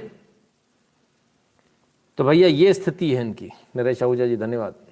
ये स्थिति है, 15 आधार कार्ड लेकर आए हैं और अपन लोग वोट डालने नहीं जाते। बढ़िया है, बुरके का सही इस्तेमाल हो रहा है। क्यों? अब आपको समझ में आया क्यों ये हंगामा किया गया था हिजाब का। ये हिजाब होता है जो चेहरा खुला रहता है, वो हिजाब होता है। जो पूरा चेहरा बंद होता है उसे निकाब कहते हैं, है ना। तो हिजाब और निकाब में बहुत फ़र्क है। बोल हिजाब रहे हैं, पहन के निकाब आ रहे हैं। हरामखोरी देखिए इनकी। और इतना प्रेशर बनाया कि वहाँ के अधिकारियों की हिम्मत नहीं हुई कि निकाब हटाकर देख लें, भैया चेहरा दिखाओ। हिम्मत नहीं हो पा रही उनकी। पूरे पहले और दूसरे फेज में इसी तरह से वोटिंग हुई है। अगर आपको नहीं मालूम तो जानकारी ले लीजिए, पता चल जाएगा। मेरे पास ग्राउंड की रिपोर्ट है, इसलिए मैं बता रहा हूँ। बीजेपी के जो लोग भी नशे में धुत हैं, जिनको लगता है बहुत अच्छे से वो आगे बढ़ रहे हैं, वो अपना नशा उतार लें, बहुत अच्छा रहेगा। और आने वाले अभी जो 4 चरण हैं, 5 चरण और बाकी हैं, जिसमें 4 चरण जो है उसमें वो अच्छी लीड ले सकते हैं। अगर ले पाए, अगर अच्छा वोटिंग हुई, 65 के ऊपर हुई, 70 के आसपास हुई, तो आप कुछ सोचिएगा, नहीं तो फिर बल्ले बल्ले तो है ही आपकी, है ना। Election commission is not strict enough. मैंने भी देखा है बड़े कैजुअल वे में वोटिंग होती है बूथ पर। हाँ बिल्कुल ऐसा ही होता है। तो उनको जो कॉन्फिडेंस है ना, जो बोल रहे हैं ए पुलिस पुलिस ए पुलिस, वो इसीलिए बोल रहा है। उसको मालूम है कि मैं सत्ता में आने वाला हूँ। अगर किसी को नहीं मालूम तो वो आपको नहीं मालूम है। अभी भी सोच लीजिएगा, ठीक है, फिर मत बोलिएगा। पलक जैन जी बहुत बहुत धन्यवाद आपका। ठीक है, खैर जब इतनी सारी रिपोर्टिंग होती है, तमाम सारी, गाजियाबाद का वीडियो बताया जा रहा है, असल में होना क्या चाहिए, हो भी रहा है ऐसा।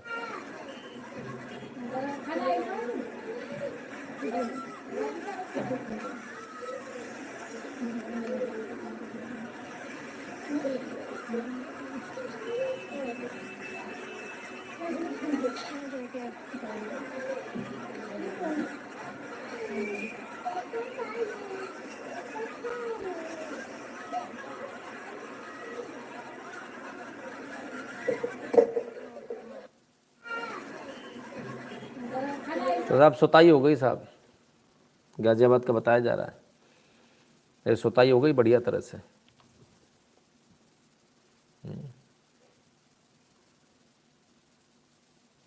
तो ये स्थिति है। आइए अब इसी हिजाब और निकाब, हिजाब protest flares up across Karnataka, 50 school see boycott, 50 स्कूलों का, सरकारी स्कूलों का बॉयकॉट कर दिया। बहुत अच्छी बात है भाई, सरकारी पैसा बचेगा, मत जाओ, और औकात है तो प्राइवेट में पढ़ा कर देख लो। तो कहा जा रहा है हिजाब पहन के आ रहे हैं, निकाब, क्या बात है, गजब है साहब।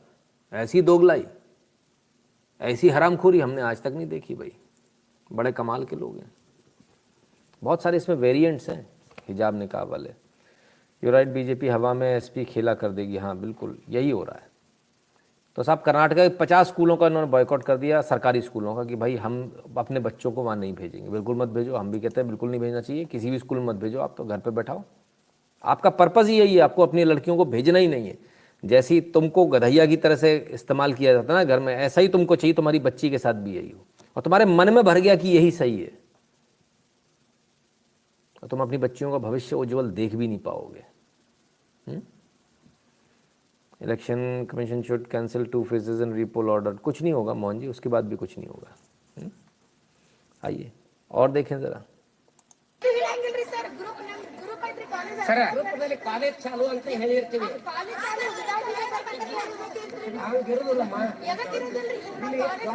ನಮಗೆ ಆದೇಶ ಕ್ಲಾಸಿನ ಒಂದು ಕೊಠಡಿಯಲ್ಲಿ ಅರೇಂಜ್ಮೆಂಟ್ ಮಾಡಿ। कल तक मिनी स्कर्ट में घूम रही थी पेंगुइन, आज सारी पेंगुइन बन के आ गई।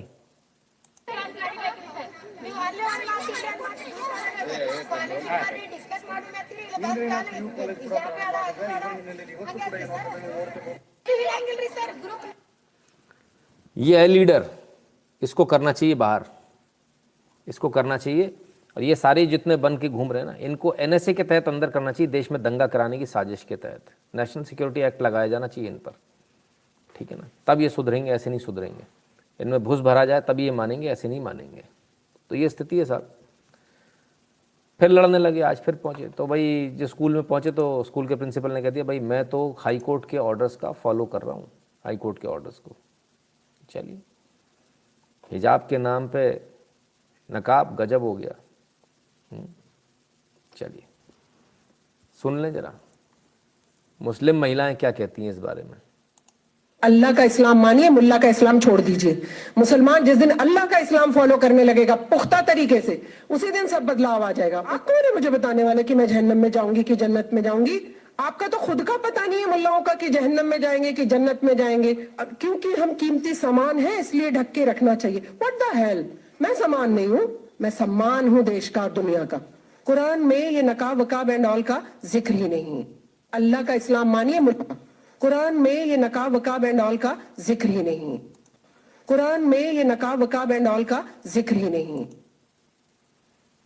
चलिए भाई, इन्होंने बड़ा स्पष्ट कर दिया। हालांकि ये बात बहुत स्पष्टता के साथ पहले भी आ चुकी, कोर्ट में भी ये बात साबित हो चुकी, ऐसा कुछ भी नहीं है।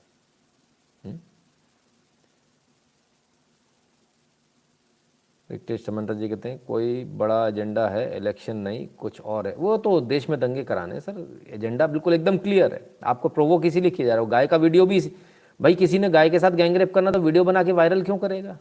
वीडियो बनाकर वायरल करना ही इसलिए, समझ रहे हो आप? ये है कारण। उन्होंने बुर्का पहनने की बात कही, मैंने पूछा क्या बनाना चाहती है, जवाब मिला आईपीएस। तो मैंने कहा ट्रेनिंग बुर्के में ले सकोगी, समझ गई अब। चलो अच्छी बात है, मौलवी ने समझा दिया साहब। बताइए, ये स्थिति है, छात्राओं को मौलवी समझा रहे हैं, कमाल है। और मौलवियों की हालत कार्टून में कुछ इस प्रकार की आई, अरे बाबा रे बाबा, वल्लाह हिजाब ज़मीन पर और जन्नत में वल्लाह शबाब, कमाल हो गया भाई। कमाल है। खैर, हिजाब पे तो बहुत सारी बातें हो रही। स्कूल के अंदर स्कूल की यूनिफॉर्म चलेगी, इसके अलावा कुछ नहीं चलेगा, ना हिजाब चलेगा ना कुछ चलेगा। मेहंदी पर फाइन लग गया 500 रुपए का। Doveton's girls and boys higher secondary school, missionary school है चेन्नई का, कोई कुछ नहीं बोल रहा है यहां पर। कोई कुछ नहीं बोल रहा, मेहंदी लगाने पर 500 रुपए का फाइन कट गया साहब। बताइए कितने लोग मिशनरीज में पढ़े मेरी तरह से, जरा जल्दी से बता दीजिए, मेरी तरह से मिशनरीज में कितने लोग पढ़े हैं? जब मैं पढ़ता था तब मेहंदी लगाना मना होता था। कब? भाई दूज पर भी, दिवाली पर भी, किसी भी त्यौहार पर आप मेहंदी लगा कर नहीं जा सकते थे। जब मैं पढ़ता था तब मेहंदी लगा के जाने पर, क्लास में घुसने पर, एंट्री पर स्कूल से भगा दिया जाता था, वापस जाओ, जब मेहंदी छूट जाए तब पढ़ने आना। ये क्रिश्चियन मिशनरी स्कूल में हुआ है, मेरे सामने, मेरे साथ में, मेरे साथियों के साथ हुआ है। टीका लगा कर अगर चलेगा तो समझ लो ऐसी की तैसी हो गई तुम्हारी। टीका मिटवाया जाता था वहीं के वहीं, कान पकड़ के मुर्गा बनवाया जाता था, मार पड़ती थी अलग। सही कह रहा हूं कि गलत कह रहा हूं, बताते जाना।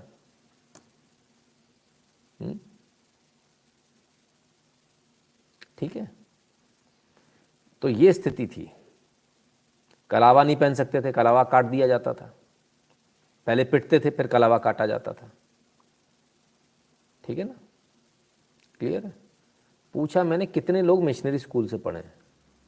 कूद वो गए जो नहीं पढ़े, मैं फलाने से पढ़ा हूं, मैं ढिकाने से पढ़ा हूं। अरे भैया आपसे बात ही नहीं हो रही, जो मिशनरी से पढ़े उनसे बात हो रही। आप कहाँ आ रहे हो कूद कूद के? किधर? फ्री राशन थोड़ी बट रहा है, रुको। रोज यही होता है, सीखते नहीं हो। जब काम मुस्लिमों के लिए ही करती है बीजेपी, तो फिर हिंदुओं से क्यों वोट अपेक्षा रखें? मुस्लिमों के वोट के लिए सब किया था, तो उनसे ज़्यादा वोटिंग का जश्न मनाए। अमित चौहान जी, बिल्कुल बढ़िया। आप कतई वोट मत करना, आप बिल्कुल वोट मत करना। आपके लिए काम नहीं किया, आप बिल्कुल मत करना। अमित चौहान जी, बधाई हो आपको। एक और थे जो कह रहे थे नितिन शुक्ला बड़ी गाली देता है, इससे तो मुसलमान बन जा। अरे तुम तो हो ही, कटवाने पर अपना खड़े हो तो उसमें कोई क्या कर लेगा? ठीक है ना। Christian locket was allowed but Hindu locket was not allowed. Absolutely correct. इन्होंने सिर्फ इतना लिखा क्रिश्चियन लॉकेट वॉज अलाउड, पर मैं बता रहा हूं हिंदू लॉकेट अलाउड नहीं होता था। माता का, इसका, उसका पहन के चले जाओ, वो कटवा दिया जाता था। ठीक है, तो इसलिए एकदम क्लियर है, एकदम क्लियर है क्या होता और क्या नहीं होता। I am from convent, mehndi, Om pendant और black dhaga in bindi was not allowed but cross in neck was allowed. Absolutely Prachiti ji, मैं यही कह रहा हूँ। बाकी कुछ भी अलाउड नहीं था, गले में क्रॉस पहन सकते हो बस, बाकी कुछ अलाउड नहीं है। खैर, हिजाब नकाब, हिजाब निकाब, दिमाग का दही करके रख दिया यार। आओ देख लें हिजाब नकाब पर। बड़ा अच्छा मीम बनाया जिसने ही बनाया है। आपको अपने चेहरे से नकाब हटाना पड़ेगा। नहीं नहीं, जिद न करो हातिम, मुझे आज तक किसी ने बेनकाब नहीं देखा। लेकिन ये मेरी इल्तिजा है, गुजारिश है। नकाब हटाओ भैया, इल्तिजा है, गुजारिश है, हटाओ। अभी हटाते में देखो आनंद आ जाएगा आपको। क्यों, यही चक्कर है क्या? नकाब वकाब क्यों पहन के घूम रहे लोग? पर याद है, देखना चाहते हो तो लो, देखो।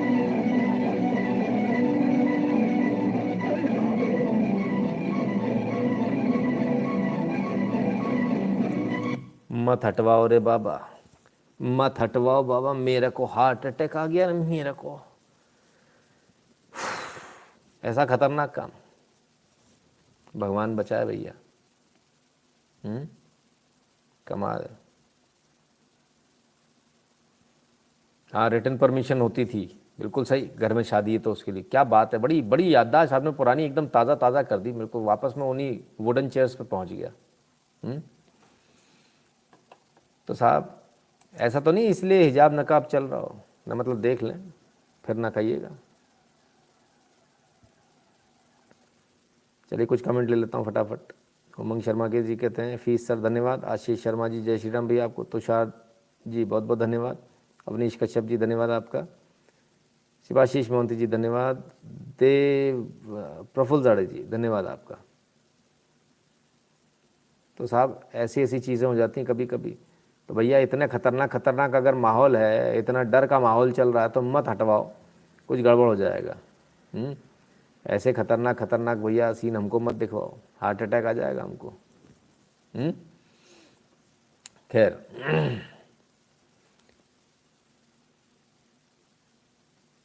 चलिए आगे चलते हैं और अब बात करते हैं कनाडा की। ट्रकर्स मूवमेंट, कनाडा का क्या हाल है ज़रा उसको भी देख लें। अरे बाबा ये क्या हुआ?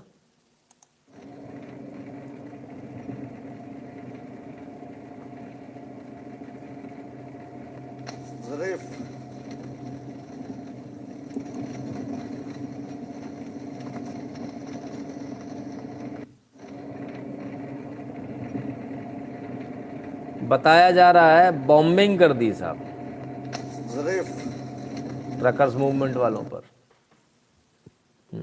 इस वीडियो में ऐसा बताया गया है कि भाई ये जो है बॉम्बिंग कर दिए, कमाल कर दिया, ऐसा गजब। कोई फ्रीडम ऑफ स्पीच इस सब की बात नहीं कर रहा। Breaking news, Canada Prime Minister Justin Trudeau bombs the truckers. This is in retaliation to them blocking the Canadian-American border. तो साहब बॉम्ब कर दिया ऐसा बताया जा रहा है। कमाल है भाई। खैर आइए ज़रा देखें क्या क्या किसने लिखा था। New York times, As Indian Prime Minister Narendra Modi struggles to quell months of protest by farmers, critics and analysts see a pattern of curtailing free speech that they fear is sending India down a dangerous path of intolerance. Oh ho 2021 और 2022 में आ जाइए। दोगलापन देखिए। As protests stretch on in Canada and truckers block supply chain with the US, some Canadians are asking why hasn't Prime Minister Justin Trudeau ordered the authorities to quash the demonstrations? ओफो, बड़ा गजब का दोगलापन है भाई। New York times, आप समझ रहे हैं ना कैसे दल्ले टाइप के लोग हैं, कैसे दल्ले टाइप के लोग हैं भाई, बड़े गजब के दल्ले टाइप के लोग हैं। तो इतने गिरे हुए तो मैंने आज तक लोग नहीं देखे जितने न्यूयॉर्क टाइम्स और वॉशिंगटन पोस्ट जैसे लोग हैं। और आइए और डेमोक्रेसी का मज़ा दिखाएं आपको। रैंकिंग की आप बात करते हो ना, भारत में क्या हुआ? Held 11 round of talk with protester, 11 round की बातचीत हुई थी। No arrest for blocking road, एक भी अरेस्ट नहीं हुई। टुक मैटर टू कोर्ट्स, मामला न्यायालय गया। Democracy rank 53, flawed democracy. और आइए जरा बड़ी डेमोक्रेसी की बात करें। कनाडा वाले refuse to hold talks with protesters, एक भी बातचीत नहीं। हमारे 11 राउंड की बात हुई थी। Froze bank account of protesters, हमारे यहाँ कोई बैंक अकाउंट फ्रोज नहीं किया गया किसी का, यहाँ फ्रोज कर दिए गए। इम्पोज नेशनल इमरजेंसी, हमारे इस प्रकार की कोई चीज़ नहीं हुई, मामला कोर्ट में गया। और डेमोक्रेसी रैंक इनकी 5वीं है। अब आपको समझ में आ रहा है रैंकिंग कैसे होती है? ठीक है, ये असलियत है इनकी, ये इन लोगों की असलियत है। बताइए क्या करेंगे आप? इनकी असलियत उजागर करता है एक वीडियो भी है, उसको भी देखिए। लेफ्टिस्ट आर टॉक्सिक, हाँ टॉक्सिक, बिल्कुल इसमें कोई दो राय नहीं है। ज़रा देखिए साहब। Now, think about what happened out in Canada. What did they do? Well, they triggered the Canadian Emergency Measures Act to eliminate protest. This is what they did. And this is going to target individual citizens in Canada and their bank accounts. So they have authorized the banks, financial institutions, and insurance carriers to suspend the accounts of Canadian citizens based on their social media postings. If they don't like what you're saying, यानी emergency act में ऐसा हो गया कि अब तक तो ये था कि भाई जो ट्रकर्स मूवमेंट है उन पर एक्शन होगा, लोग सोच रहे थे, लेकिन उससे बढ़कर निकला। और क्या बढ़कर निकला कि यदि कोई व्यक्ति सोशल मीडिया पर भी इनका सपोर्ट करता है तो उसके बैंक अकाउंट को फ्रोज कर दिया जाएगा, उसका इंश्योरेंस सस्पेंड कर दिया जाएगा, यानी आपका कोई इंश्योरेंस नहीं, आपको बीमारी हो कुछ हो गया तो बिना इंश्योरेंस के इंश्योरेंस आपका कैंसिल कर दिया जाएगा। महेश शर्मा जी धन्यवाद। Banks can shut down your account. So yes, you read this correctly. Anyone in Canada, individual or business, who supports or furthers the Freedom Convoy or Freedom Protest on Facebook, Instagram, Twitter, or any other social media platform is a target to have their bank accounts frozen and insurance policies nullified. But it gets worse than that. Not only are people subject to get their bank accounts frozen, but the decision also to freeze the accounts is entirely up to the reviewer, and the reviewer is protected by the government from civil liability for their decision. अब मज़े की बात सुनिए, account froze कर दिए जाएंगे, आपका जो इंश्योरेंस उसे नलीफाई कर दिया जाएगा और उसको अपील करने के लिए अपीली अधिकारी आपको मिलेगा। उस अपीली अधिकारी को यदि ये लगेगा कि आपने गलती करी है तो वही अपीली अधिकारी आपको डिसाइड करेगा कि हाँ आपने गलती करी है, तो ये सही अकाउंट फ्रोज हुए, तो आपका अकाउंट कभी भी वापस नहीं आएगा। इसके लिए ना तो आप कोर्ट में जा सकते हो, ना कोर्ट केस कर सकते हो, ना कोई आपकी सुनवाई होगी। सिर्फ इतना नहीं है, जो अपीली अधिकारी नियुक्त ये करेंगे, जो कि इनका ही दोस्त होगा, जो उनकी शादी में गया होगा, अभी तक इनने सारे वही दोस्तों को इन्होंने रखा है, तो वो अपीली अधिकारी पर कोई भी सिविल लाइबिलिटी नहीं रहेगी, कोई लाइबिलिटी, वो सिविल लोगों का जो नुकसान होगा उसके लिए बिल्कुल भी लायबल नहीं होगा। कमाल है। After seeing Trudeau act like a dictator I have little more respect for Putin. Putin is any debater sir, मुझे तो हमेशा से पसंद रहा हो। हथेली पर तीन भाइयों ने स्कूल कुछ ना कर सका। ठीक बात। So if someone in the bank looks and says, yeah, I don't like this, the way this person's speaking, I don't like their political view, I don't like the way they're helping or supporting the people who are protesting because they want their freedom back, they're protected and they can just shut you down. So a banking employee who does not like the politics of a customer, as revealed by a review of their social media postings, and merely suspects the account holder of supporting or furthering their actions, can, without any liability, block the bank accounts of any customer or account holder. And they do not need to provide an explanation. This is economic tyranny.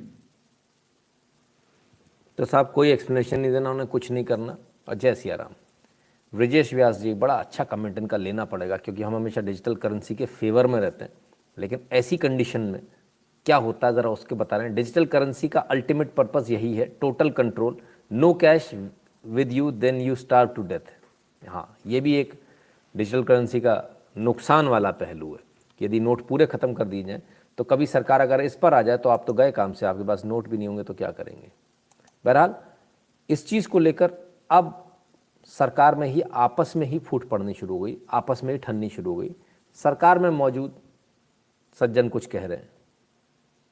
You know, you can go to Costco, you can go to Walmart, you can go shopping.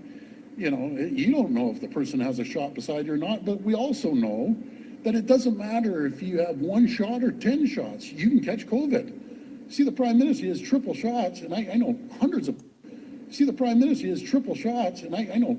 of people with 3 shots that caught COVID. We just have to be careful. We've got to always make sure we wash our hands and move forward. But Colin, we can't stay in this position forever.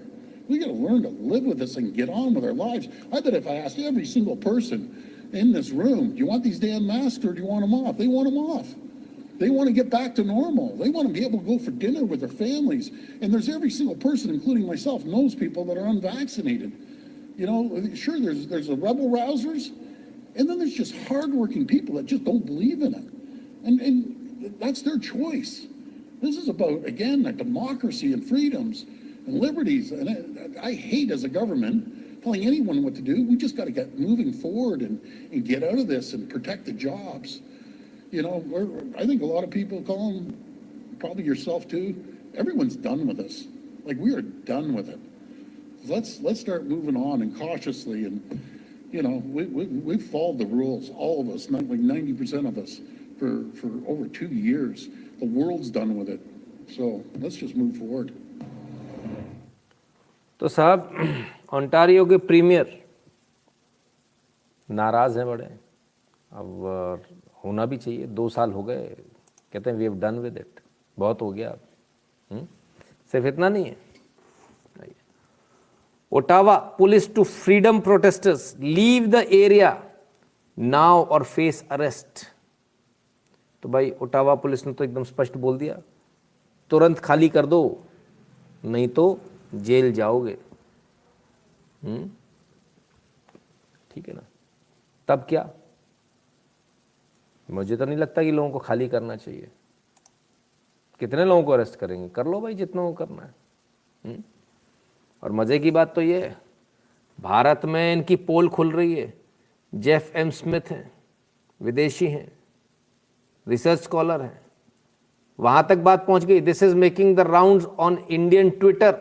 Bharat का Twitter पे क्या चल रहा है वो वहां तक पहुंच गया। और क्या चल रहा है ये लीजिए, global opinion, India can India's protesting farmer restore it's democracy. अरे गजब, इंडिया के फार्मर्स डेमोक्रेसी ला रहे थे। अच्छा, और यहां क्या हो रहा है? Justin Trudeau's move to end the truckers protest was risky but correct. ओफो, कमाल हो गया। कैसे कैसे लोग हैं साहब, ये अखबार है, बड़े गजब के लोग हैं। खैर, तो ये लेफ्टिस्ट माइंडसेट जो है ना, उसकी सच्चाई है आपके सामने। आइए अब एक और सच्चाई आपको दिखाते हैं। Update, BLM black lives matter activist Quintus Brown reportedly walked into candidate Greenberg's office, pointed gun directly at him and opened fire. हत्या कर दी, मार दिया एक को। BLM एक्टिविस्ट ने मारा ये। तो साहब ये इनकी सच्चाई है, ये हत्यारे हैं। और ये दुनिया भर के विक्टिम कार्ड ये वो खेलने आ जाएंगे, पर असलियत ये है कि ये हत्यारे हैं। इनके दिमाग में यही चीज़ है। ये जो इतना सीधा बनकर आता है, आउच बेबी बनकर आता है, इमरजेंसी लगा दी, और किसके कहने पर लगाई? वही आतंकवादियों के कहने पर लगाई। कमाल है भाई। और government needs to learn and adopt such measures. खैर, आइए यूक्रेन की तरफ चला जरा, यूक्रेन का भी देख लें क्या हाल है। छत्तीसगढ़ के बलरामपुर जिले के 2 मेडिकल छात्र यूक्रेन में फंसे। एबीपी न्यूज से बातचीत में भावों कोई मारे। भैया जब इतने पहले से बता रखा था, जब इतने बढ़िया बढ़िया आप लोग कपड़े पहन के जा सकते हो, वहाँ रह सकते हो, पढ़ाई कर सकते हो, तो 25,000 रुपये का टिकट कटाने में कौन सी बड़ी भारी बुराई थी? लेकिन तब नहीं कटाया, अब वो टिकट बढ़ के 1 लाख रुपये का हो गया है। हालांकि अब जो मेरे रशिया का क्या नाम अपने ट्रूप्स को विड्रॉ कर रहे हैं, पीछे ला रहे हैं थोड़ा सा, तो तब थोड़े प्राइसेस गिरे भी हैं। लेकिन तब तक इंतज़ार क्यों किया? तुरंत क्यों नहीं निकल आए? जब आपको मालूम था ये स्थिति आ रही है तो तुरंत निकलना चाहिए था। और फिर जब आप जाते हो तो थोड़ा बहुत इतना तो कम से कम आपके घर वाले खर्च कर ही सकते हैं कि यार 25,000 का टिकट अगर 1 लाख में होगा तो अभी तो जान बचानी कैसे भी आओ। तो सरकार के भरोसे बैठ गए, सरकार के लिए तमाम सारे वीडियोस बन गए, दुनिया भर की बातें। तो सरकार के भरोसे गए थे क्या भाई? दादा पूछ के गए थे क्या? माई थॉट्स एग्जैक्टली नीला प्रांश पे जी बिल्कुल। तो भाई थोड़ा सा सोच समझ के जो भी बाहर जाए, थोड़ा सोच समझ के जाया करें, सरकार के भरोसे ना बैठे। चलिए, मिडिल ईस्ट से एक और खबर आ रही, बड़ी मज़ेदार खबर है। यहाँ सबको बुर्का चाहिए, हिजाब चाहिए, फलान चाहिए, ढिकान चाहिए। Jobs ad for 30 women train drivers in Saudi Arabia gets 28,000 applications. ले भाई साहब, 30 नौकरी निकली। 30 लोग कह रहे भारत में बेरोजगारी है, सऊदी अरेबिया, सोने की टॉयलेट सीट वाले लोग हैं। वाह सऊदी अरेबिया, भाई सऊदी में भाई मालूम नहीं, भाई लो भाई, अरे भाई गजब हो गया भाई। 30 नौकरियां निकली भाई, 28,000 खवातीनों ने भाई अप्लाई किया भाई। अरे गजब हो गया भाई, 28,000 एप्लीकेशन पहुंच गई साहब 30 जॉब के लिए। लगाइए अंदाजा। कमाल है भाई। खैर, आइए पाकिस्तान और अफगानिस्तान पे देख लूँ जरा क्या हो रहा बॉर्डर पे। आइए देखें। د ډیورنډ فرضي کرښې په اوږدو کې د ستونزو هوارۍ لپاره د افغانستان او پاکستان ترمنځ د کمیټې له جوړېدو وروسته تازه د ځایي رسنیو د راپورونو له مخې پاکستاني ځواکونو د کونړ ولایت پر یو شمېر سیمو راکټي بریدونه کړي دي.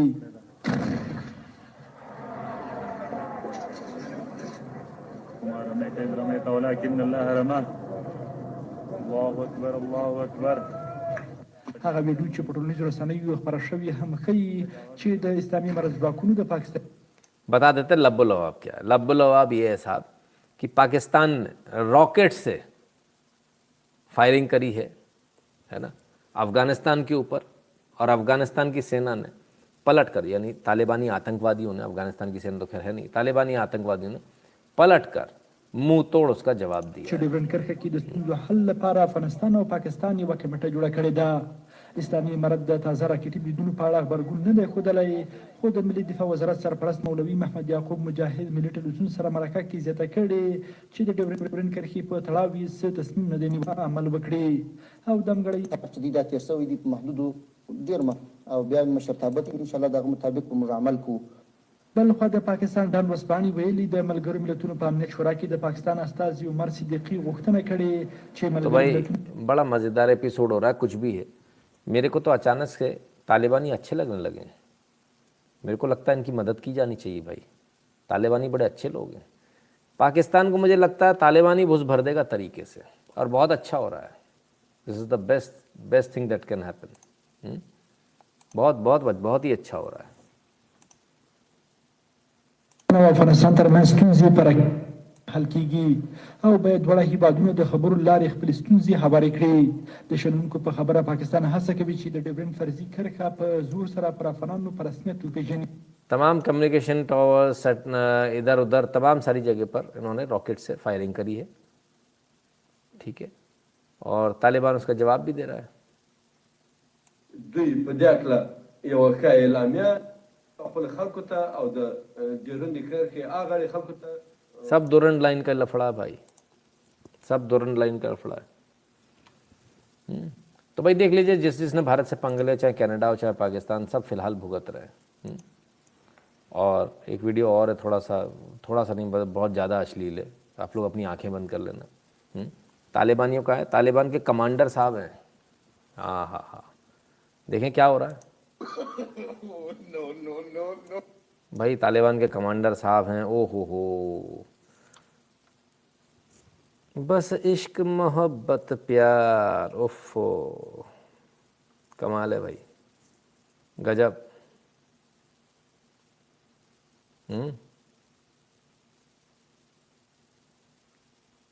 लो भाई लो, ये शुरू हो गए. कमाल है साहब. तो शाह जी कहते sir, Pakistan are complaining to UNSC about Taliban offensive now. Wow, मज़ा आ गया. तो बहुत अच्छी बात है, गजब खबर है. तो साहब तालिबान के डिस्ट्रिक्ट गवर्नर हैं. तो चल रहा है काम. मोहब्बतें बांट रहे हैं. आइए हिजबुल्लाह की बात कर रहे हैं. Hezbollah can turn rockets into precision missiles, make drones. Nasrallah, ये यार, ये लोग कहाँ से आते हैं मुझे समझ में नहीं आता. ये कहते हैं हमारे पास ऐसी टेक्नोलॉजी है, हम रॉकेट को प्रिसिशन मिसाइल में बदल देंगे. वल्लाह वल्लाह, कमाल करती. तुम पहले क्यों नहीं बताती, हम इतना खर्चा करके मिसाइल बनाती. The leader of Lebanon Iran backed Hezbollah group said for the first time on Wednesday that it has the ability within Lebanon to convert thousands of rockets into precision missiles and to produce drones. ले भैया, कमाल हो गया. कमाल है, rocket को missile बनाएंगे. Technology लेनी चाहिए, अच्छी है, किसी के पास है तो लेना चाहिए. बहरहाल फिलहाल तो आपस में निपट लें, उतना ही बहुत है. Saudi Arabia bombs telecommunication system से होती है सना, ठीक है. यमन में ये धमाका किया भाई सऊदी अरेबिया ने. तो यमन में बल्ले बल्ले चल रही है भाई. ठीक है. तो अरफा खानम जी जब इंटरव्यू ले रही थी तो उनसे कहा था आरिफ मोहम्मद जी ने कि आप भारत को क्या बनाना चाहती हैं, यमन बनाना चाहती हैं. तो यमन की हालत देख लो क्या है. नवाब वाले, अरे सर इनके नवाब वाले शौक तो हमेशा ही रहते हैं। कह रही ये तो आपने पूरी दीन दुनिया देखी, आई दुनिया की एक और जगह आपको ले चलता हूँ, ज़रा उसको भी देखिए और पहचानिए कि आपकी संस्कृति क्या थी, आप कहाँ से आए, किधर तक पहुँचे। जो आपको समझ में नहीं आता वो समझाने का शायद यहाँ प्रयास होगा।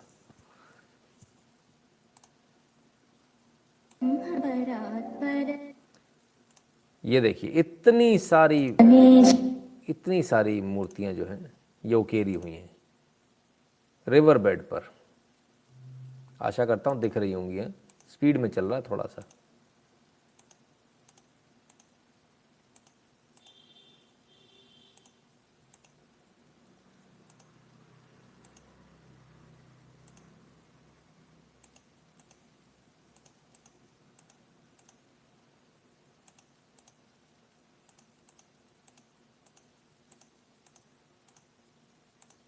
ना ना, त्रिपुरा की नहीं है सर, गलतफहमी मत रही है, इंडोनेशिया की है, इंडोनेशिया, बाली। इंडोनेशिया तक यह हाल है हमारा। सोचिए आप कहां से कहां तक।